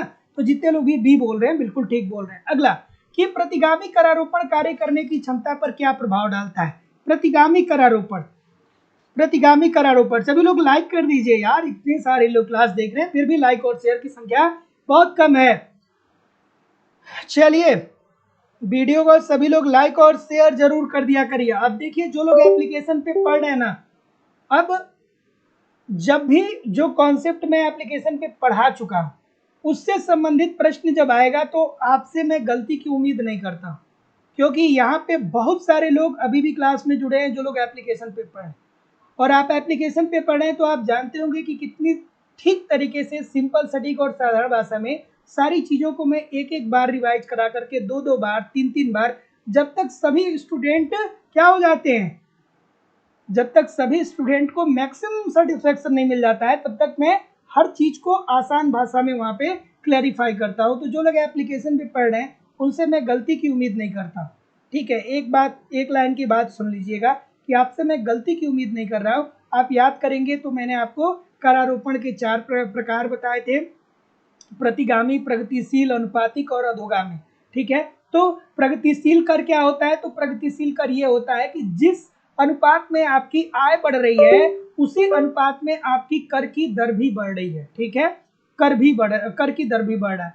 उसके बाद प्रतिगामी कर, प्रतिगामी कर हमने दूसरा बताया था। तो मैंने बताया था कि प्रतिगामी कर ऐसा कर होता है जिसके अंतर्गत आपकी आय तो तेजी से बढ़ती है, लेकिन जिस अनुपात में आपकी आय बढ़ रही है उस अनुपात में आपकी कर की दर नहीं बढ़ती है। और इसके बाद तीसरा मैंने आपको बताया था अधोगामी कर। अधोगामी कर जो होता है वो प्रगतिशील कर और प्रतिगामी कर दोनों का मिक्सचर होता है। इसमें क्या होता है कि स्टार्टिंग में जब आपकी आय बढ़ती है तो जिस अनुपात में आपकी आय बढ़ती है उसी अनुपात में कर की दर भी बढ़ती है, लेकिन एक बिंदु पे जाने के बाद आपकी आय बहुत तेजी से आगे बढ़ जाती है, लेकिन कर की दर क्या होती है कि उस अनुपात में आगे नहीं बढ़ती है। तो ऐसी स्थिति में अधोगामी कर होता है। और चौथा मैंने बताया था दोस्तों आपको क्या, अनुपातिक कर। अनुपातिक कर के अंतर्गत समाज के सभी वर्गों पे समान रूप से टैक्स लगाया जाता है। जैसे आप बिस्किट खरीदने जा रहे हैं तो आप गरीब हैं कि अमीर हैं डजेंट मैटर, आपके ऊपर उतना ही टैक्स लगेगा। तो ऐसी स्थिति में जो प्रतिगामी करारोपण होगा ये कार्य करने की क्षमता पे प्रतिकूल असर डालेगा। तो जितने लोग भी ऑप्शन नंबर बी बोल रहे हैं सभी लोग का उत्तर बिल्कुल ठीक हो जाएगा। प्रगतिशील कर, अभी मैंने ये बात आपको बताया था कि प्रगतिशील कर क्या होता है। तो मैंने कहा कि देखिए सर, प्रगतिशील कर का मतलब ये होता है कि जिस अनुपात में आपकी आय बढ़ रही है उसी अनुपात में आपकी कर की दर भी बढ़ रही है, ठीक है। तो जिसमें आय में वृद्धि के साथ साथ कर की दर भी बढ़ती है उसे प्रगतिशील कर कहा जाता है। और प्रतिगामी कर में आय तेजी से बढ़ती है लेकिन कर उस अनुपात में नहीं बढ़ता है। अनुपातिक कर प्रणाली के अंतर्गत आय के सभी वर्गों पर समान रूप से टैक्स लगाया जाता है। और भारत में अधोगामी कर प्रणाली प्रचलित है। एक प्रश्न पूछा जाता है, ठीक है, लंबे समय से एक प्रश्न पूछा जाता है कि ये बताइए कि भारत में किस प्रकार की कर प्रणाली पाई जाती है? तो अधोगामी कर प्रणाली। चलिए अगला प्रश्न आपके सामने ये रहा। चलिए अगला कि मुद्रा प्रसार अन्यायपूर्ण है एवं मुद्रा संकुचन अनुपयुक्त है। मुद्रा प्रसार अन्यायपूर्ण है एवं मुद्रा संकुचन अनुपयुक्त है। एक लाइन में बता रहा हूं, पूरी जिंदगी भर आपको नहीं याद रहेगा तो फिर बताइएगा। मुद्रा प्रसार, मुद्रा प्रसार का मतलब ये होता है कि अर्थव्यवस्था में मुद्रा की पूर्ति बढ़ती है, ठीक है। लेकिन जब अर्थव्यवस्था में मुद्रा की पूर्ति बढ़ती है तो ऐसी स्थिति में जब मुद्रा की पूर्ति बढ़ेगी तो लोग अपने मांग को भी तो बढ़ाएंगे। मुद्रा की पूर्ति बढ़ेगी तो लोग घर में रख के पैसा क्या करेंगे, उनकी क्रय शक्ति बढ़ेगी, और क्रय शक्ति बढ़ेगी तो अपने मांग को भी बढ़ाएंगे। लेकिन मांग को तो सभी लोग बढ़ा सकते हैं, लेकिन क्या उत्पादन को सभी लोग बढ़ा सकते हैं? क्या नहीं बढ़ा सकते हैं। तो अगर जो आपकी मांग बढ़ जाती है और वस्तु का उत्पादन अर्थात पूर्ति कम होता है, तो मांग ज्यादा है और पूर्ति कम हो जाएगा तो वस्तुओं की कीमतों में वृद्धि हो जाएगी। वस्तुओं की कीमतों में वृद्धि हो जाएगी तो इसे हम कहेंगे कि महंगाई आ गई है, और महंगाई को ही इकोनॉमिक्स की भाषा में मुद्रास्फीति बोला जाता है। मुद्रास्फीति बोला जाता है। तो अगर जो मुद्रा प्रसार होगा अर्थव्यवस्था में तो इससे अर्थव्यवस्था में मुद्रा स्फीति विद्यमान होगा अर्थात महंगाई आएगा। लेकिन वहीं दूसरी तरफ अगर जो मुद्रा संकुचन होगा तो इसका मतलब ये हो गया कि अर्थव्यवस्था में मुद्रा की मात्रा कम हो रही है। मुद्रा की पूर्ति अगर जो कम हो रही है तो लोगों की मांग भी कम होगी, और जब लोगों की मांग कम होगी तो उत्पादन क्यों होगा? जब मांग ही नहीं होगा तो उत्पादन क्यों होगा भाई? तो मांग भी कम होगा, पूर्ति भी कम होगा, तो मांग व पूर्ति जब अपने न्यूनतम बिंदु पे आ जाएगा तो ऐसी स्थिति में अर्थव्यवस्था में मंदी आ जाएगी, ठीक है। अर्थव्यवस्था में मंदी आ जाएगी। तो अगर जो आपसे कोई ये कहे कि आप अर्थव्यवस्था में मुद्रास्फीति अर्थात महंगाई को पसंद करेंगे या आप अर्थव्यवस्था में मंदी को पसंद करेंगे, तो आप कहेंगे कि सर जी हम मुद्रास्फीति को पसंद करेंगे। क्यों? क्योंकि हमारे पास महीने में अगर जो हमें ये ऑप्शन मिले कि महीने में आपको 1 लाख रुपए मिल रहा है और पूरा का पूरा पैसा आपको खर्च कर देना है, और वहीं दूसरी शर्त आपको मिले कि मंदी आई है अर्थव्यवस्था में और महीने का 100 रुपये आपको मिले और पूरा 100 का 100 रुपये खर्च कर देना है, तो आप कहेंगे कि सर हम 1 लाख रुपया खर्च करेंगे, हम मंदी वाले स्थिति में नहीं रहना पसंद करेंगे सर, हम मुद्रास्फीति वाली स्थिति में रहना पसंद करेंगे, क्योंकि कम से कम 1 लाख रुपया महीने में खर्च करने को मिल तो रहा है। तो ये बात किसने कही थी? ये किन्स ने कही थी। अगला, कि मुद्रास्फीति को नियंत्रित करने का श्रेष्ठ उपाय है। अभी तो मैंने बताया कि मुद्रास्फीति क्या होता है, अभी बताया ना मैंने। चलिए, अभी मैंने बताया कि मुद्रास्फीति क्यों आता है। मुद्रास्फीति को हम लोग खुद की भाषा में, जो हम लोग अपने घरों में बात करते हैं, कहते हैं यार बड़ी महंगाई आ गई है। महंगाई कब आती है? महंगाई तब आती है कि जब एक छोटी सी पन्नी में 500 रुपए की कोई वस्तु लेकर के आते हैं। इसका मतलब क्या हो गया कि वस्तुओं की कीमतों में वृद्धि हो गई है। ठीक है, वस्तुओं की कीमतों में वृद्धि होना ही महंगाई कहलाता है, और महंगाई को ही इकोनॉमिक्स की भाषा में मुद्रास्फीति बोलते हैं। और महंगाई कब आती है? जब किसी वस्तु की मांग अर्थव्यवस्था में ज्यादा हो और उसकी पूर्ति अगर जो कम है, तो हम कहेंगे कि अर्थव्यवस्था में क्या हो जाएगी? वस्तुओं की कीमतें बढ़ जाएंगी, और वस्तु की कीमत बढ़ना ही महंगाई कहलाता है। ठीक है, तो हम क्या ऐसा करें कि ये मांग व पूर्ति को संतुलित कर लें? ऐसा हम क्या करें कि मांग व पूर्ति को संतुलित कर लें? तो आप कहेंगे कि सर जी, मांग बढ़ा हुआ है ना, तो आप पूर्ति को भी बढ़ा दीजिए, अर्थात उत्पादन को भी बढ़ा दीजिए, और मांग व पूर्ति जब बराबर हो जाएगा तो अर्थव्यवस्था में महंगाई की स्थिति स्वतः ही खत्म हो जाएगी। तो जितने लोग भी बी बोल रहे हैं, ठीक बोल रहे हैं। मजा आ रहा है कि नहीं आ रहा है भाई? मजा आ रहा है कि नहीं? देखिए कितना खूबसूरत सा प्रश्न है कि मंदी की स्थिति में किस तरीके का बजट अपचित होता है। मंदी का मतलब क्या होता है कि मंदी की स्थिति में अर्थव्यवस्था में मांग व पूर्ति दोनों अपने न्यूनतम बिंदु पे होता है। ना ही वस्तुओं की बहुत ज्यादा मांग होती है, ना ही वस्तुओं की बहुत ज्यादा उत्पादन होती है। तो बताइए सर कि मंदी की स्थिति में किस तरीके का बजट अपेक्षित है? तो सर मांग क्यों कम होगा? क्योंकि मुद्रा की पूर्ति अर्थव्यवस्था में कम होगी, तभी तो लोग मांग कम करेंगे। तो सरकार को क्या करना चाहिए? अर्थव्यवस्था में मुद्रा की पूर्ति बढ़ानी चाहिए। जब मुद्रा की पूर्ति बढ़ेगी तो ऐसी स्थिति में क्या होगा? लोगों की क्रय शक्ति भी बढ़ेगी, अर्थात मांग बढ़ेगा। और जब लोग वस्तुओं की मांग करने लगेंगे तो उत्पादन में भी वृद्धि होगा, अर्थात पूर्ति में भी वृद्धि होगा। तो बताइए क्या करना चाहिए हम लोग को?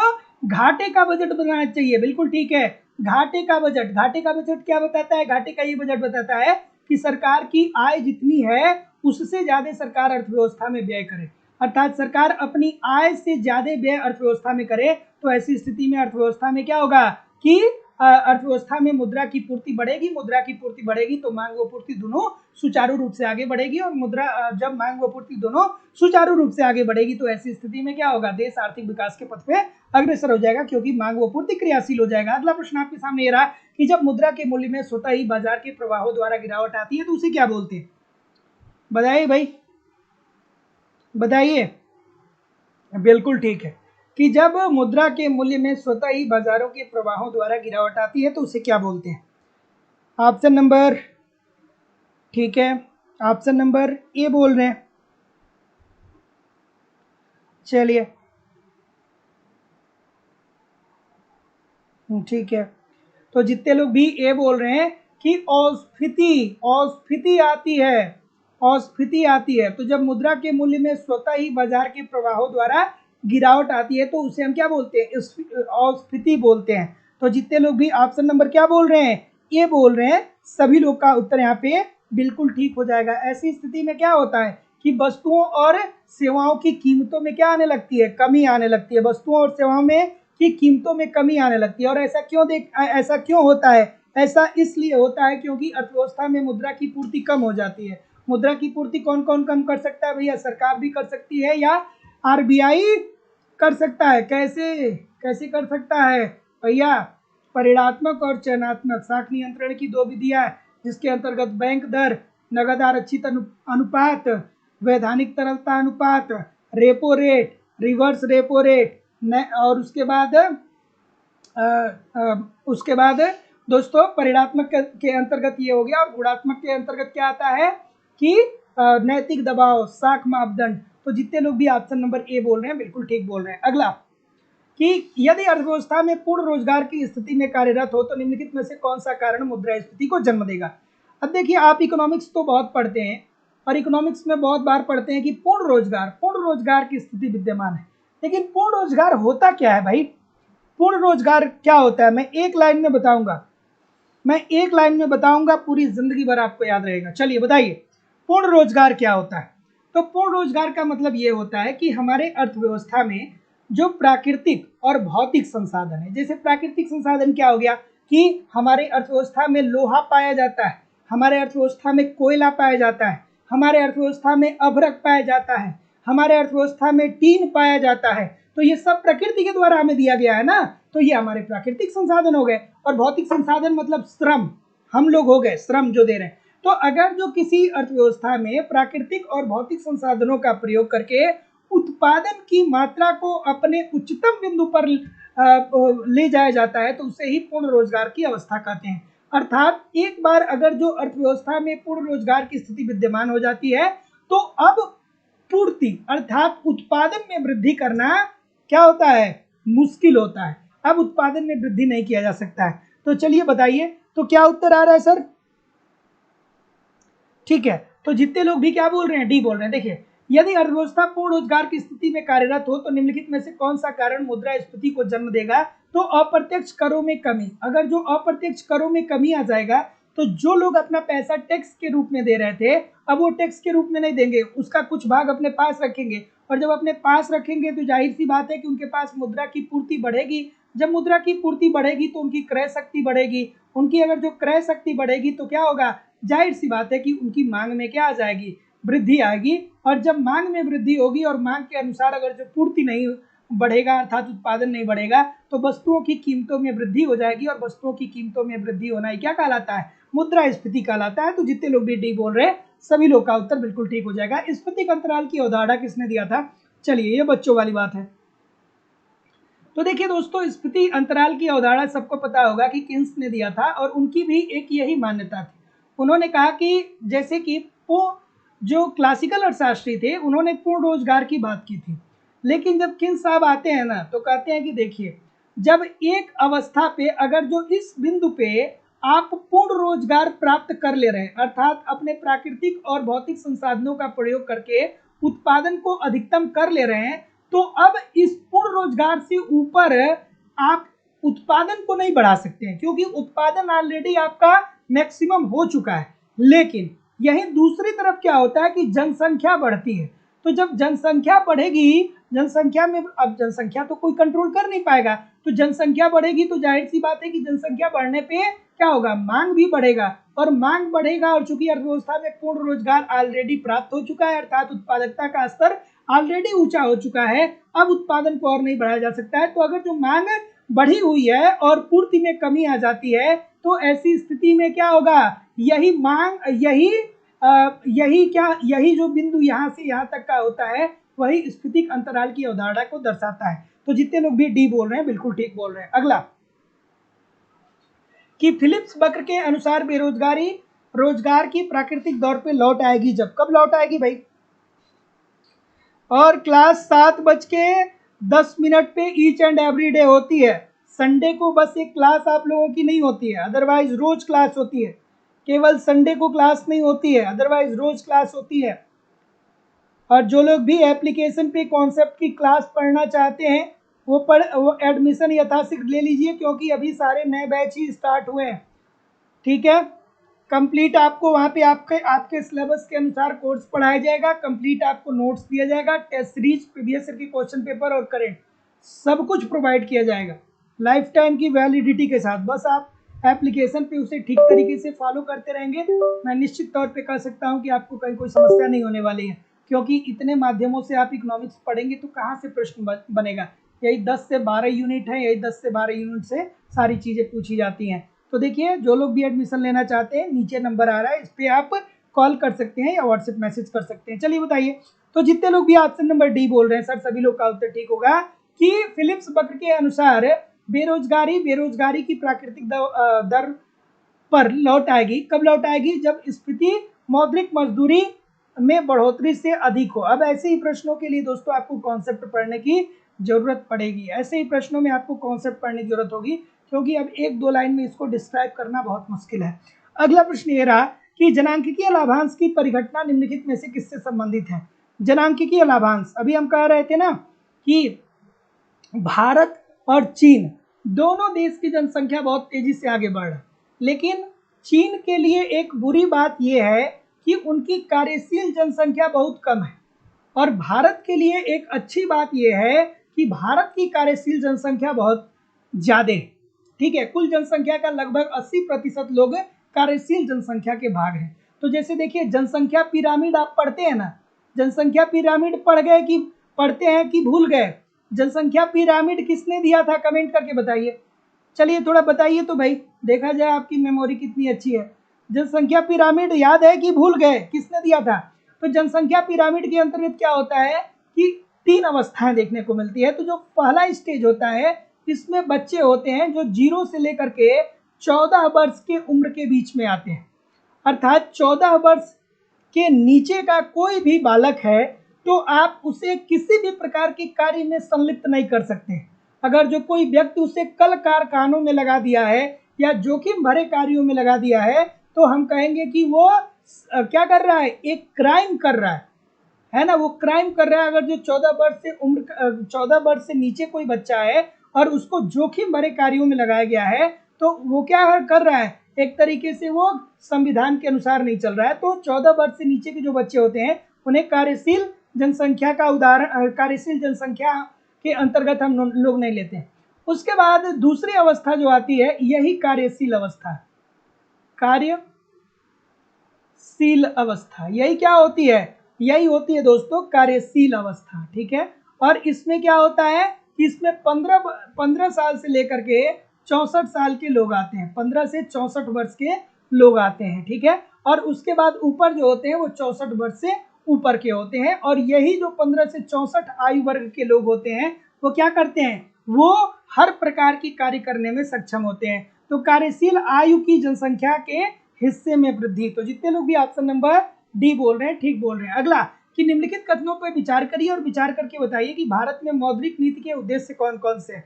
अब मौद्रिक नीति का मतलब क्या हो गया सर? मौद्रिक नीति कौन अपनाता है? आरबीआई। राजकोषीय नीति कौन अपनाता है? सरकार। ध्यान में रखिएगा।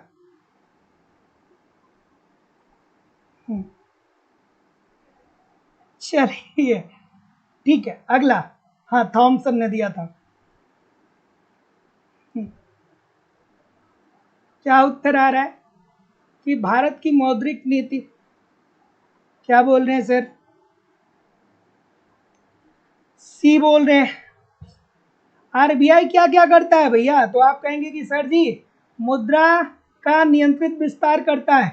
ठीक है, कि अगर जो अर्थव्यवस्था में मुद्रा की पूर्ति में कमी करनी हो या बढ़ानी, अर्थव्यवस्था में मुद्रा की पूर्ति वो कब कम करता है? तब कम करता है जब महंगाई बहुत तेजी से ऊपर बढ़ रही हो। ठीक है, इसमें प्रतिभूतियों का वो क्या कर देता है, विक्रय कर देता है। ठीक है, उसके बाद दूसरा इसका जो काम होता है वो मूल्य में स्थिरता लाना, अर्थात बहुत तेजी से मुद्रास्फीति न विद्यमान हो, इसीलिए वो क्या करता है कि मुद्रा की पूर्ति, वो अर्थव्यवस्था में क्या करता है कि मुद्रा की पूर्ति या मुद्रा की पूर्ति को बढ़ाता है या घटाता है। ठीक है, उसके बाद भुगतान संतुलन में सुधार। नहीं भैया, भुगतान संतुलन में सुधार के लिए आईएमएफ है, ये होगा ही नहीं। ठीक है, उसके बाद असंतुलित विकास, एक सेकेंड रुक जाइए, एक सेकेंड, भुगतान संतुलन, सॉरी भुगतान संतुलन में सुधार। तो भुगतान संतुलन में सुधार कब होगा भैया?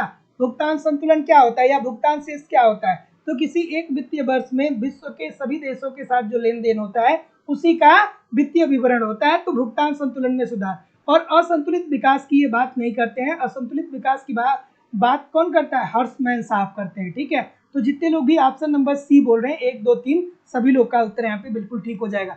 ठीक है, अगला कि निम्नलिखित में से कौन सी विधि चयनात्मक साख नियंत्रण की विधि नहीं है? आप चाहे कोई भी एग्जाम दे रहे हैं, एक प्रश्न पक्का यहाँ से पूछा जाएगा, एक प्रश्न पक्का आपके पेपर में यहाँ से पूछा जाएगा, चाहे आप कोई भी परीक्षा दे रहे हैं। ठीक है, एक होता है परिणात्मक साख नियंत्रण और दूसरा होता है चयनात्मक साख नियंत्रण। परिणात्मक और दूसरा क्या होता है? चयनात्मक। ठीक है, साख पे नियंत्रण आरबीआई 2 तरीके से करता है। साख पे नियंत्रण आरबीआई क्या करता है? 2 तरीके से करता है। आरबीआई साख पे नियंत्रण परिणात्मक और चयनात्मक 2 माध्यमों से करता है। परिणात्मक साख नियंत्रण के अंतर्गत क्या क्या आता है? बैंक दर आता है। ठीक है, जिसके अंतर्गत कई बार बता चुका हूँ, बार बार क्या बताऊँ। उसके बाद बैंक दर आता है, रेपो रेट आता है, रेपो रेट आता है, रेपो रेट क्या होता है बताया ही हूँ। उसके बाद रिवर्स रेपो रेट आता है, रिवर्स रेपो रेट आता है। उसके बाद क्या आता है, नगद आरक्षित अनुपात आता है, जिसके अंतर्गत कोई एक बैंक को अपनी कुल जमा का एक निश्चित भाग आरबीआई के पास रखना होता है। नगद जमा अनुपात आता है, फिर वैधानिक तरलता अनुपात आता है, जिसके अंतर्गत क्या होता है कि कोई बैंक अपनी कुल जमा का कुछ प्रतिशत अपने पास ही रखता है। चयनात्मक के अंतर्गत क्या आता है, नैतिक दबाव और साख मापदंड। तो जितने लोग भी ऑप्शन नंबर सी बोल रहे हैं नगद आरक्षित अनुपात, सभी लोग का उत्तर बिल्कुल ठीक हो जाएगा। चयनात्मक साख नियंत्रण अर्थात इसकी बात कर रहा है, इसकी बात नहीं कर रहा है। तो परिणात्मक ये क्या पूछ रहा है, कौन सा नहीं है, तो नहीं नगद आरक्षित अनुपात में परिवर्तन। नगद आरक्षित अनुपात क्या होता है भैया कि जो कोई एक बैंक है तो उस बैंक की जो कुल जमा है उसका वो कुछ भाग या कुछ प्रतिशत क्या करेगा कि आरबीआई के पास रखेगा, और आरबीआई इसमें समय समय पर परिवर्तन भी कर सकता है।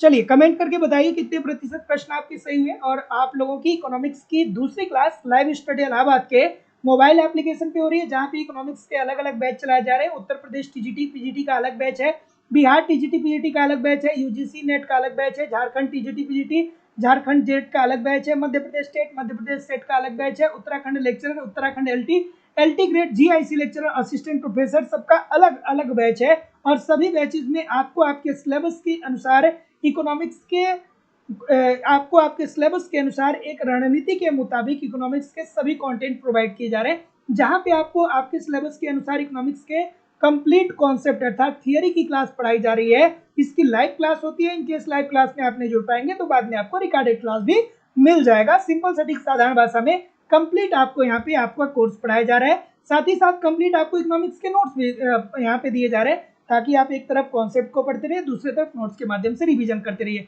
टेस्ट सीरीज जो कि बहुत महत्वपूर्ण भूमिका निभाता है दोस्तों आपके एग्जामिनेशन हॉल में। आप टेस्ट दीजिए, टेस्ट दे करके जाइए, देखिए कि आखिरकार आज गलती कहाँ पे हो रही है, आपकी तैयारी कहाँ तक पहुंची, और जब आप टेस्ट दे रहे हैं तो किस किस टॉपिक के प्रश्न गलत हो रहे हैं। क्या मुद्रा एवं बैंकिंग, अंतर्राष्ट्रीय व्यापार, समष्टि अर्थशास्त्र, व्यष्टि अर्थशास्त्र, सांख्यिकी, अंतर्राष्ट्रीय व्यापार, कहाँ के प्रश्न गलत हो रहे हैं। जहाँ की प्रश्न गलत हो रहे हैं उसकी कॉन्सेप्ट को पढ़िए, फिर अगला टेस्ट दीजिए, जिससे आपकी एक्यूरेसी बेहतर हो पाए।